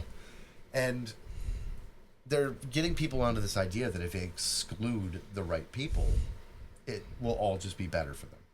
Which, in the short term, could be slightly true, right? Like, yeah. If you ignore the other negative impacts, like, we have not found out yet what damage we've done to our agricultural sector with our insane, deranged current immigration policies and raids. Like, we haven't felt the impacts from that yet. We're gonna. It's not gonna be pretty. I probably won't notice much because of, like, how I shop for groceries and stuff and what I buy. I will notice a small increase because I buy the same things over and over again. But I'm also not trying to feed a family of 4. Yeah, I'm feeding just myself. Yeah. And an increase a little bit here and a little bit there sucks, but it doesn't It's not enough for me to even notice. bankrupt me. Yeah, and it impacts people like Gabby, who she has dietary restrictions. Dietary restrictions, yeah. And has to order food that's already generally fuller. And people who more are expensive. on maintenance medications that they require for their sustained life, like, those costs are going to go up. Yeah. And that hits hard. I'm not on any of those. All my maintenance medications are recreational. And this is the reason why every right-wing authoritarian movement starts off as a populist one. Like, they always start off, particularly economic populism. Yeah. Like, there's a reason why dipshits who now, like, today are, like, fucking turning into full-on Nazis 5, 6, 8 years ago would say that, the Nazis were actually left-wing, right? The reason that they Socialist is right there in the name. yeah. But, Hitler adopted a number of pro-worker, quote-unquote, policies. And yes, it's true. Like, there was a phrase back during that time, which was, while Mr. Keynes was figuring out the causes of unemployment, Mr. Hitler was curing it. Right. Right? But that economic class-conscious, like, populism that they were tapping into only went so far, and it was very surface level. And look at the GOP today. They are saying the exact same things, right? They're saying the exact same kind of exclusionary rhetoric that they used to say in the fucking 1930s, because they're hearkening to this idea that they can just exclude the right people. Yeah. And everything will be better for them. Like, your thoughts on this? I mean, it's everyone in their daily lives, especially anyone who has a family, knows that the economy is not working for the average person the way it should be.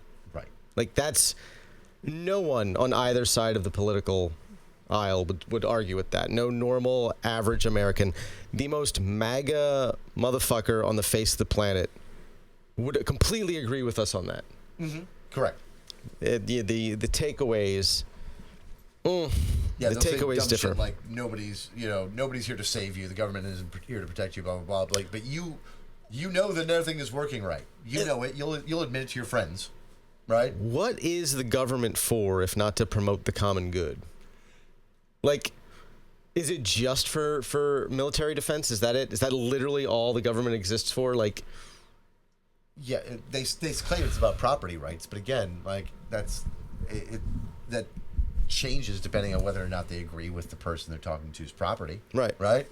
But I dispute that. I don't want to just protect the property rights of the wealthy and to spend a lot of money on military defense when that's not my primary need. What blows me away is that it seems to me that it should be a conservative idea that if taxes are going to be collected and spent, right, that you should find the way to maximize the efficiency and return on investment of those taxes collected as much as possible. That doesn't feel like anything but a common sense, what should be conservative value. Yeah. And we're not doing it. We're not doing it. We're doing the exact opposite of that.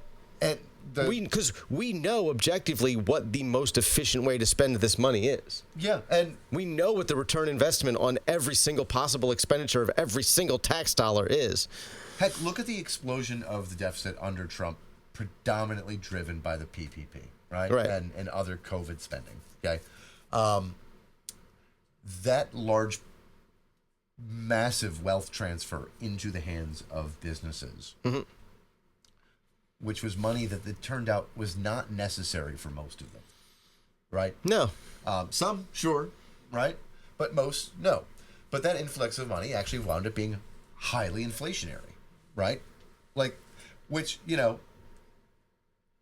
as an example, it's like a great example of, why printing more money can be inflationary. Yes, it's not always, right? But in that case, a pile of money in the hands of businesses all across the country that they didn't need wound up causing a bunch of expansions. With little to no strings attached. Yeah, little no strings. It was what? If you didn't spend it on payroll, it was like a 1% interest rate. Exactly. Wow. You know what wasn't heavily inflationary? The expanded unemployment. That money was spent immediately and was immediately back in the economy with a multiplying effect. Right. And that's why... It was mildly inflationary. Of course it was. But it wasn't. But also, deeply inflationary. That's why it's easy to forget that one way that billionaires are bad for the broader economy, aside from the fact that the economy then caters to their desires, their money their wealth is basically not a part of the economy anymore. Right. It sits. It sits just as a store, and aside from the fact that it's largely imaginary. Right. It has no velocity to it. And I know lots of Americans who have these weird traditional we used to save money ideas, right? Think that saving's good, but no, in econ savings isn't really good. Right. It's good for the individual, sure. Yeah, saving can be good for you as an individual person. It's not good for the economy. Not good for the economy. Money broadly, spent creates the velocity. It's like of money. what's the multiplier effect on every dollar spent in food stamps? I think it's like a point. It's like another 20 cents. Oh, wow! Every dollar is another 20 cents in economic activity created. Yeah. Right. Whereas a tax cut, it's 2 cents. Yeah. 2 cents. So I cut taxes $1. I create $1.02 worth of economic activity from it. Right. I create 2 more cents worth of activity. Food stamps, it's like 20 cents. Yeah. Unemployment benefits and direct cash transfer, like direct welfare money spent, is like 8 cents. Yeah. Right? Like, so we know what generates more money. It's not about government spending. It's about how the government spends it. You put it in the hands of big businesses.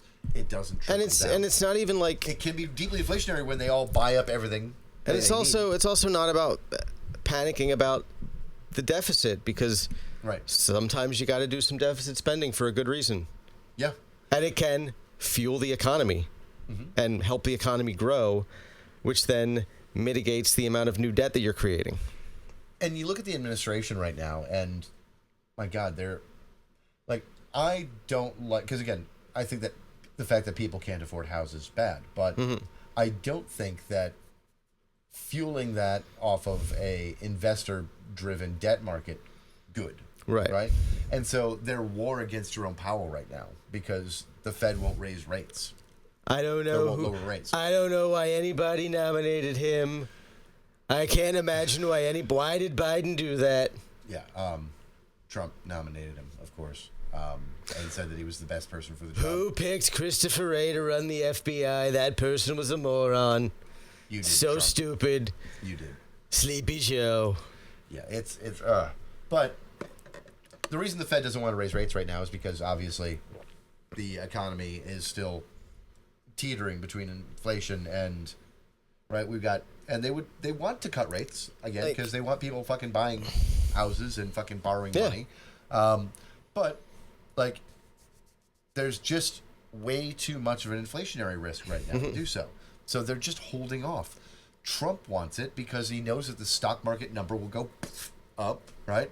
And he knows that housing will become there'll be another boom in property values, right? Because the investors will jump back into the market once rates are low, right? They've slowed down. They're not buying everything available anymore. It's not like it was 4 years ago where it was really two and a half. Yeah, but like a house would go on the market or a unit would go on the market, and we'd be like, there'd be a cash buyer like in less than 24 hours at over market rate. Yeah, just willing to throw money to have the unit at over market rate. Like there were bidding wars on everything. Single house. Like at that time, I had a friend who was looking to buy a house. He had a good job. He was a co-owner of a software company, an engineer, and like a small software company. But like made good money. He was comfortable, low six-figure income, right?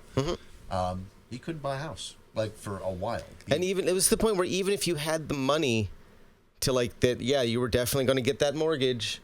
You definitely had the down payment. Cash buyer would just swoop in and outbid you. Yeah. Like, I will pay you this money in cash today. And cash buyers are always easier. There's no inspection process. You don't have to deal with anything. Because they're mostly people who aren't buying that property to live in it. Yep. If they have to put some money in to fix it up so they can flip it or turn it into an investment property, they'll do that. Yeah, because they put in money. They buy it. So, you bought a house for $100,000 this year X. 5 years later, you sell it for $200,000. You make big money. The investors bought it at $200,000, right?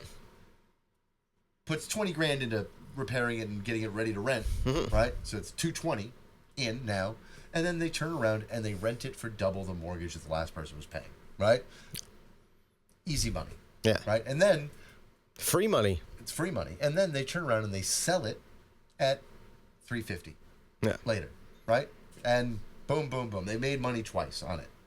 It's win-win. The property that the businesses did, like the previous owners, they bought it at 1.5, refinanced it at 1.8, and took the $300,000 out, right? Got $300,000 in equity, and sold for 2.2, right? Yeah, that's a month after they pulled that equity out. So they made money twice.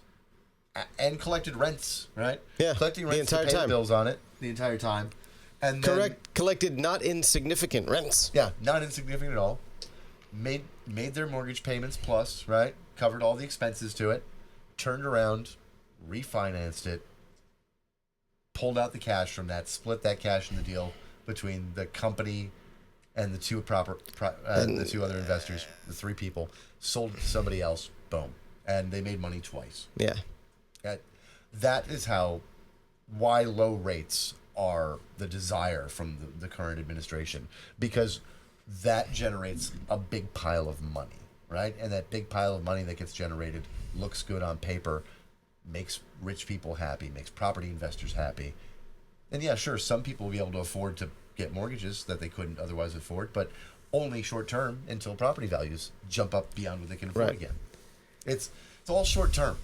And they're blaming immigrants and brown people as usual for your economic woes. And it's not helpful. Yeah, that guy who's picking crops in an agricultural field for below the legal wage is not the reason why your rent is so high. Nope. And now you see so many other right-wingers say something that almost gets to the point when they're like, well, you say that Americans won't do these jobs. What did we do before there were so many illegals? Slaves. Yeah. They seem to forget that it was slaves and segregation. Yeah. That kept prices on wages in these industries low, right? Because we did go straight from the South went from a slave economy to a sharecropper economy, which is just slavery with a different name. Yeah. And the illusion of freedom. The best kind of freedom. And now it's a migrant economy. Yeah. Like, these steps happened because there's always an underclass, right? If you bar the one underclass, it's just going to have to jump back to the other one. Right. Right? And I don't see Black America happily going back to the plantation. When you couple that with a guy like Stephen Miller, whose ultimate immigration goal is to have the total population of the United States at only 100 million people who look like him, those underclass workers are you, white dude. Get in the fucking fields and pick some fucking strawberries. I can't believe he for said pennies that. a day. I mean, of all, again. I can believe he said that. I can believe he thought it. But again, we've learned from these Jubilees, and not just the Mehdi Hassan one, others too. The Sam Cedar one. A couple others. These people don't know anything. They don't think anything. They have some horrendous ideas. Mm-hmm. Like the Sam Cedar one, that was mostly about economics, and they were all fucking morons. Like the guy who couldn't understand that federal jobs are paid for with taxes, and that agencies don't pay taxes. Yeah, it just couldn't compute it. Refused. Yeah. And he had that explained to him like he was a goddamn 5-year-old. I know third graders would have understood everything Sam Cedar was saying to them in that moment. But he also had a vested interest in not understanding it. He had a bad faith interest in not understanding and missing the point. Every Trump voter has a bad faith interest in not understanding what's going on. I think a lot of them are genuinely good faith morons. Sure. Like your rank and file. But they have a bad faith interest in continuing to not... Like, when they sit down with their kid, their grandkid, their cousin, their nephew, right? Their brother, and they absolutely refuse to acknowledge anything, that's when it gets bad faith. It's not that they're genuine morons. I know I can explain it to anyone, regardless of their education level, in simple enough terms that if they want to get it, they can. Right. It's not hard. Not hard at all. It's that... And I can do it without being condescending if I feel like it. If they continue during or after that conversation to just refuse, it's bad faith. Yeah, I'm like, you don't care. You're not interested in understanding. Go fuck yourself. Yeah, and like I was telling you about that friend of mine, the fucking screenshots with him and his brother. His brother's making mental gymnastics rather than understanding some pretty easy things about the Epstein case, right? Like, that's it. It's all bad faith. Like, and the guy's been bad faith actor as long as I've known him because he's genuinely that stupid. And then when confronted with reality, genuinely digs his heels in and thinks, it's actually because I want to believe this. Right? It's because you want to believe this, and it's because I think for a lot of people, they can't handle the ego hit of realizing they were wrong. Yeah. So they will double down on being wrong rather than admitting it because it hurts their feelings. And that's weakness. That is weakness and cowardice. You're a pussy. Everything about the conservative movement is so fucking weak. I mean, they completely cuck themselves to the weakest fat shit man baby criminal on earth, right? And still in this day, Man, baby, child rapist. man baby child rapist, and yet they are making excuses. They are making posts about how they don't care if he assaulted their own kids. Yeah, I remember that tweet that was going around where somebody asked, like, if Donald Trump raped your daughter, would you still support him? And this one guy replied, he was like, it would devastate me if it happened to my daughter, but my faith in Christ would tell me I have to forgive him, and because he is making America great again, I would still support him as president. Yeah. Dude. I saw this great piece on how we need to confront pedocon theory. Yeah. And it is true. It's true. We do. It's true. It's just straight up true. Like, stop telling us that pedophiles exist in every community and large group. They do, sure. Mm-hmm. That's not the case here, though, right? The right, the American right, particularly the evangelical right and right-wing Christian nationalism, right, are both inherently pedophilic. Yeah. And the numbers don't lie. When Slate went looking, right, they found a tiny handful of Democrats. Like, This many. And a list, like, of those that were caught, that we know about, like 10 times longer within the Republican Party. Some of them still with power and influence in the party. One, a former Speaker of the House, right? Former Speaker of the House, convicted pedophile. Oh, Denny. And the party tried to rally behind him for a little window before finally realizing that they couldn't, right? Right. Matt Gaetz paid a 17-year-old for sex. That's fucked up. We know it. Damn near dead to rights. The House Ethics panel knew it. That reminds me, speaking of Matt Gaetz, he has been offered up by Lauren Boebert as the best choice to be the special counsel investigating the Epstein case. Yeah. Bobo ain't too bright. Yeah, Boebert talking about how it needs to be investigated. We shouldn't hide this. Like, the first part of the statement seemed like, okay, this is all right. You're on the right track. That's why I nominate Matt Gaetz. By the same token, you. If anybody knows what child sex trafficking looks like, yeah, he is the most qualified expert in the field right now. Speaking of which, guess who canceled an appearance at a sex trafficking conference today? Pam Bondi. Yeah. That also reminds me, apparently the DOJ has basically eliminated the entire division that investigates sex trafficking, or human trafficking. I wouldn't doubt it. It was like... They put all of them on finding every reference to Trump within the Epstein files and hide it. Because that's also the thing he did, was staffed over 1,000 people to, like, purge the Epstein files of his information. And I want to make clear, like, they've verified that's true. Like, not the covering up part specifically, but like, they have verified that the meeting where they told him he was all over the files happened. Right. Pam Bondi has said that meeting happened. Yes.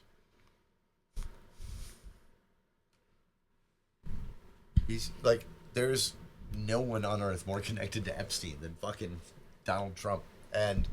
But Christian nationalism is a disease. But it will not end child marriage for a reason. Yeah, there's a reason why every single time a bill comes up in states where child marriage is still legal, to make it illegal, those are the people who defeat it every single time. Every time. It is still legal in, like, I think 44 states under specific circumstances. This is all about religious people having power over women and children. Yeah. Right? And the sexual predation just comes along with it. It's just like a happy bonus for them. And every single time, they will find ways of forgiving them, looking the other way, protecting them. The Southern Baptist Conference. Yeah. And like numerous numerous sexual predators among it. Like they are actually worse. Like we make all these jokes about the Catholic Church, and the Southern Baptist Convention is worse. They rightly deserve it. Yeah. But the Southern Baptist Convention is worse. And per capita, you have the Catholic Church is bigger. Yeah. So there's more like individuals that are a problem. But if you look at like the percentages, yeah. Oh my God. Yeah, and it's There's a reason why that youth pastor that was in your town for like 3 years that disappeared and was replaced with a new youth pastor was replaced with a new youth pastor. Yep. And it's the same reason every single time. Remember how that youth pastor was always real friendly and fun with the kids, and all the kids thought he was really cool? The youth pastor in my hometown is the one who got everyone I know hooked on heroin. There's a reason. I wonder why he had a vested interest in children being drugged up. I can't imagine. Hooked on heroin. I cannot imagine. Yeah, 3 of my friends died because of that. It is time and time again the evangelical movement, white nationalism, and theocratic nationalists of any bent, like all get behind this shit because it's about securing power. Yes. And then they talk about it in like terms about like, you know, they just want to make families better and blah, blah, blah, blah. Bullshit. And like, even if you look back through history, you know, they always bring up like history. It's like, well, people used to marry young, blah, blah, blah, blah, blah, back in the day. You would have a lot of, especially in the aristocracy and royalty, a lot of arranged betrothals, very young, to young girls to older men. Right. And they knew going in, it's like, they will not consummate that marriage until she's at least 16.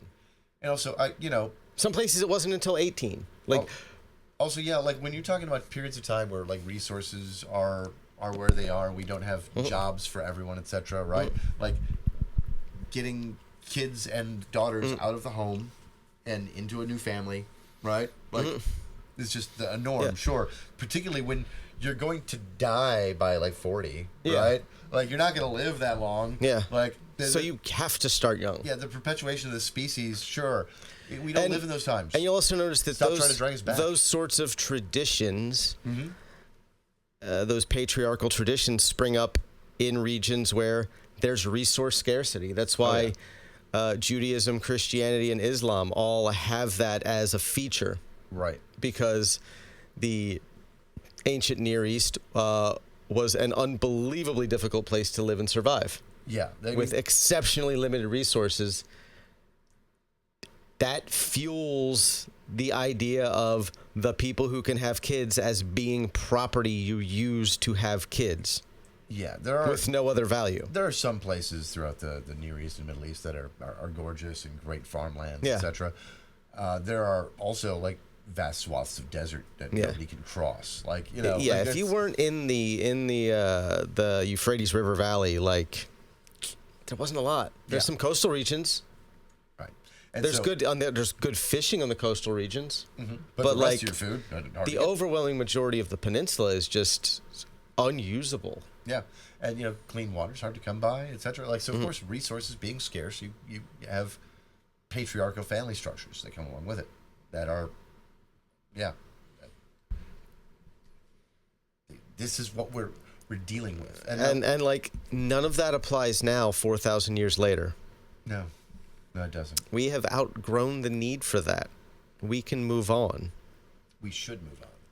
I think that's the most frustrating thing for me about literally every problem we face culturally right now. Is that we can fix it and we don't? We could just decide to change it. Like, these are all decisions that we have collectively made. Now, some of them were made for us. Right. But we can decide to make a different decision and just do it. Nothing that is as it is how it has to be. Nothing. Yeah. None of this, and I don't want to hear any natural hierarchy, natural rights arguments, natural law arguments, because there's no such thing. Yeah. It's not how it works. It's not how it works. Like, we decide what kind of world we want to live in. Yeah.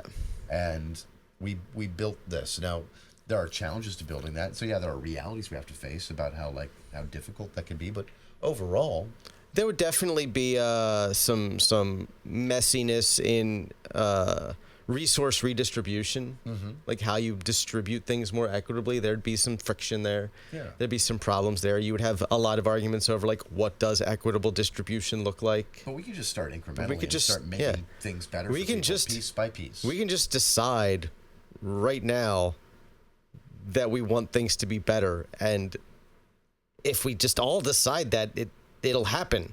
Right. Like, and this. That's why I reject doomerism so much. Yeah. The idea that, like, things are the way they are, they can never change. You see that a lot in really, really, really nihilistic young leftists, where they have just given up all hope entirely. And, like, yeah, you're not going to make the world a better place. No, you aren't going to do that. I mean, hope is good, guys, because kindness is punk rock. Kindness is punk rock. And like we can have a better future. Like, one of the many things I took away from that Superman movie is that, you know, not just about the power, but about how the sociopaths that rule us, like, shouldn't be ruling us. Yeah. They don't know anything. They're willing to let people die for their geostrategic interest. They're willing to look the other way when an allied country is going to kill a bunch of people. You look at the amount of suffering Lex Luthor caused in pursuit of making sure Superman didn't cause suffering. Yeah. Like... And he was driven by envy. Yeah. Right? And he admitted it. Yeah. Like, he knew it. But we're driven by envy, like, of our fellow man, and not in that way that right wingers like to point out. Where people point at billionaires and go, "That's bad," right? We're driven by another kind of envy where we don't want others to succeed because it makes us feel like we're less successful or something like that. There's something broken in us that we need to confront. And we're also conditioned to not just want more than we need, but to convince ourselves that we want more than we actually want. Oh, yeah.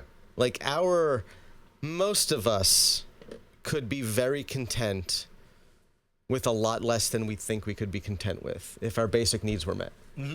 Like, if I have a place to stay that's secure and I know I'm not going to go to bed hungry, everything else is just an added bonus at that point. Right, but you know the funny thing is that the consumer economy could do so much better if we took care of those things as a society. Like if all of our consumerism were fueled solely by luxuries, and their desire for luxuries and we would innovate those luxuries more. Yeah. So that people would feel like having something to spend money on. It's like, well, I work for all this money, but there's nothing I really want because there's nothing cool enough for me to buy because I'm not wasting all my money on making sure I don't starve to death. Right. Like, if housing was... Or die from exposure. If housing and food were cheap, affordable, or just provided, like, if our basic necessities were easy to meet. Right. Consumer spending would be off the charts. Yeah, like, if we could get to the point where, like, your housing and your food and your basic things you need to survive, your healthcare, was only 10% the cost of your income. Yeah. Like, you would see a level of consumer spending on expensive goods. Oh, yeah. Luxury goods, like, that the world has never seen. Right. And we are already in a period where we have luxury goods, like, even you and I, like, we have things that fucking... I got all kinds of shit I don't need. Yeah. All kinds of shit I got a PS5. I don't play nearly as much as I should for what I paid for it. I'm happy to have it. Same. And, you know, like... I own an amount of things that I never dreamed of ever owning when I became a young adult, like, in that time period, because we grew up at the same time. Like, the modern era of me owning all the shit that I own and having all these things and fucking amenities and conveniences that I have was never even conceivable to me, right? Yeah. Like, the post-internet era, the fucking post-Obama economy, like, all of it, like, have been wonderful for the world. But we could do better because the necessities are harder to come by. All those things you were told we would have in the future that we don't have, that you're pissed off about, we would have them if our basic needs were met. Thanks, Reagan. I mean, it is... If you ever want to be pissed off... Ronald fucking Reagan. Look at the trends in economic growth and productivity before 1980 and then when you hit 1981 when Reagan took office. Yeah.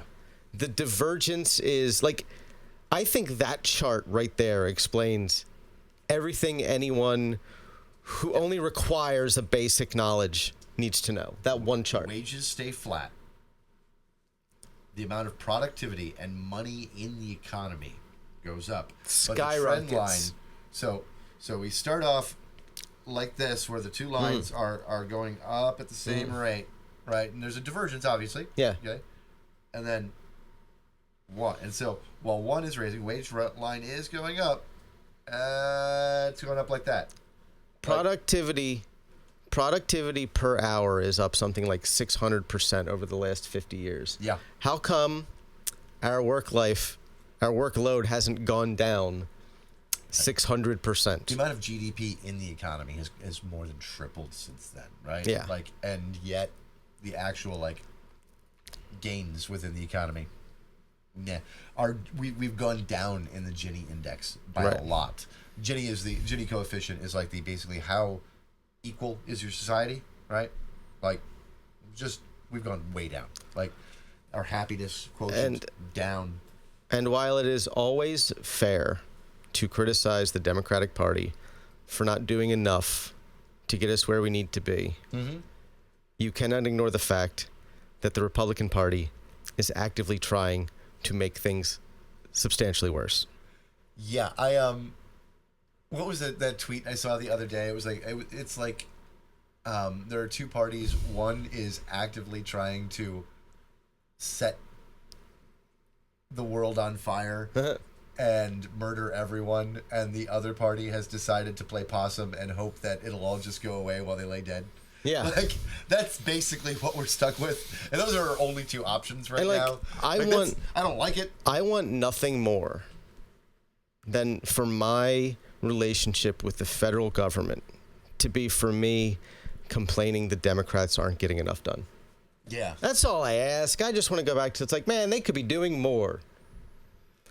But Instead also of, while they're actually like achieving a policy. I would like for it to not just be me. I want to just be complaining that the Democrats could be doing more, not that there's obstructionist Republicans destroying things along the way. It's like which I've been arguing about since fucking before Obama, right? Yeah, and my entire conscious political life has been arguing against them. Yeah. And I'm tired. I'm arguing against both, but like constantly having to defend the Democrats because they suck way less than and are trying to do more than the Republicans. I really want to be able to just put all of my time and effort into bullying them to give me what I want. Yeah. Instead of like, I want the Republican Party to be completely irrelevant. Yeah, I want the Democratic Party to be our center right wing party. Absolutely. And I want a party to its left. Yeah. That's what I want. I want a party that's at a bare minimum nothing but Mamdanis and AOCs. Yeah. Right?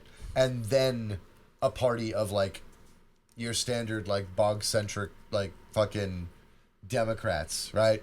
Your like, Schumers.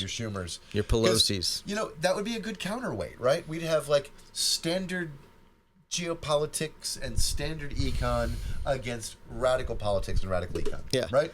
And they'd have to find a balance between the two, and they'd have to work together to like get anything done. That would be great. And at that, the worst outcome right. would be for things to be what they were at their best already. Right? Like that would be the worst outcome, would be things going back to when they were the best they've been in our lifetimes. Yep. That'd be great. That'd be the bad outcome. Yeah. Fuck. Instead we have to like try not to be dragged back to the fucking antebellum South. But hey, man, alligator Alcatraz will solve it all somehow magically. Oh my God, we're stuck between these two shit options. No good reason. I became politically aware unusually young, and it is exhausting to have been saying mostly the same things for almost 40 years. Yeah. And always being right. I'm also just depressed watching like conservatives I knew my whole life like get worse and get dumber. Yeah, like and I grew up in a very conservative town. I wouldn't call them friends, but I had a lot of acquaintances who I talked to daily, my classmates. And we had really, really intense debates about policy and politics and what was the best course of action. And they were all super conservative. But they weren't lunatics. Yeah. They were reasonable, thoughtful, empathetic, normal human beings who just happened to have fiscally conservative and sometimes socially conservative politics. But they were most of the ones that had socially conservative politics were those social conservatism was like, I don't want to be forced to do that myself. Right. Leave me alone, and I don't care what you do in your life. Not anymore. Not anymore. But there's hope in the world, I think, at some point. I think these people will die. These people will die. We will, in some way, come through the other side of this. I just hope that we don't do what we've been confronted with these situations in the past where we've gone through these massive national traumas and just pretend we can move on without fixing it. Yeah.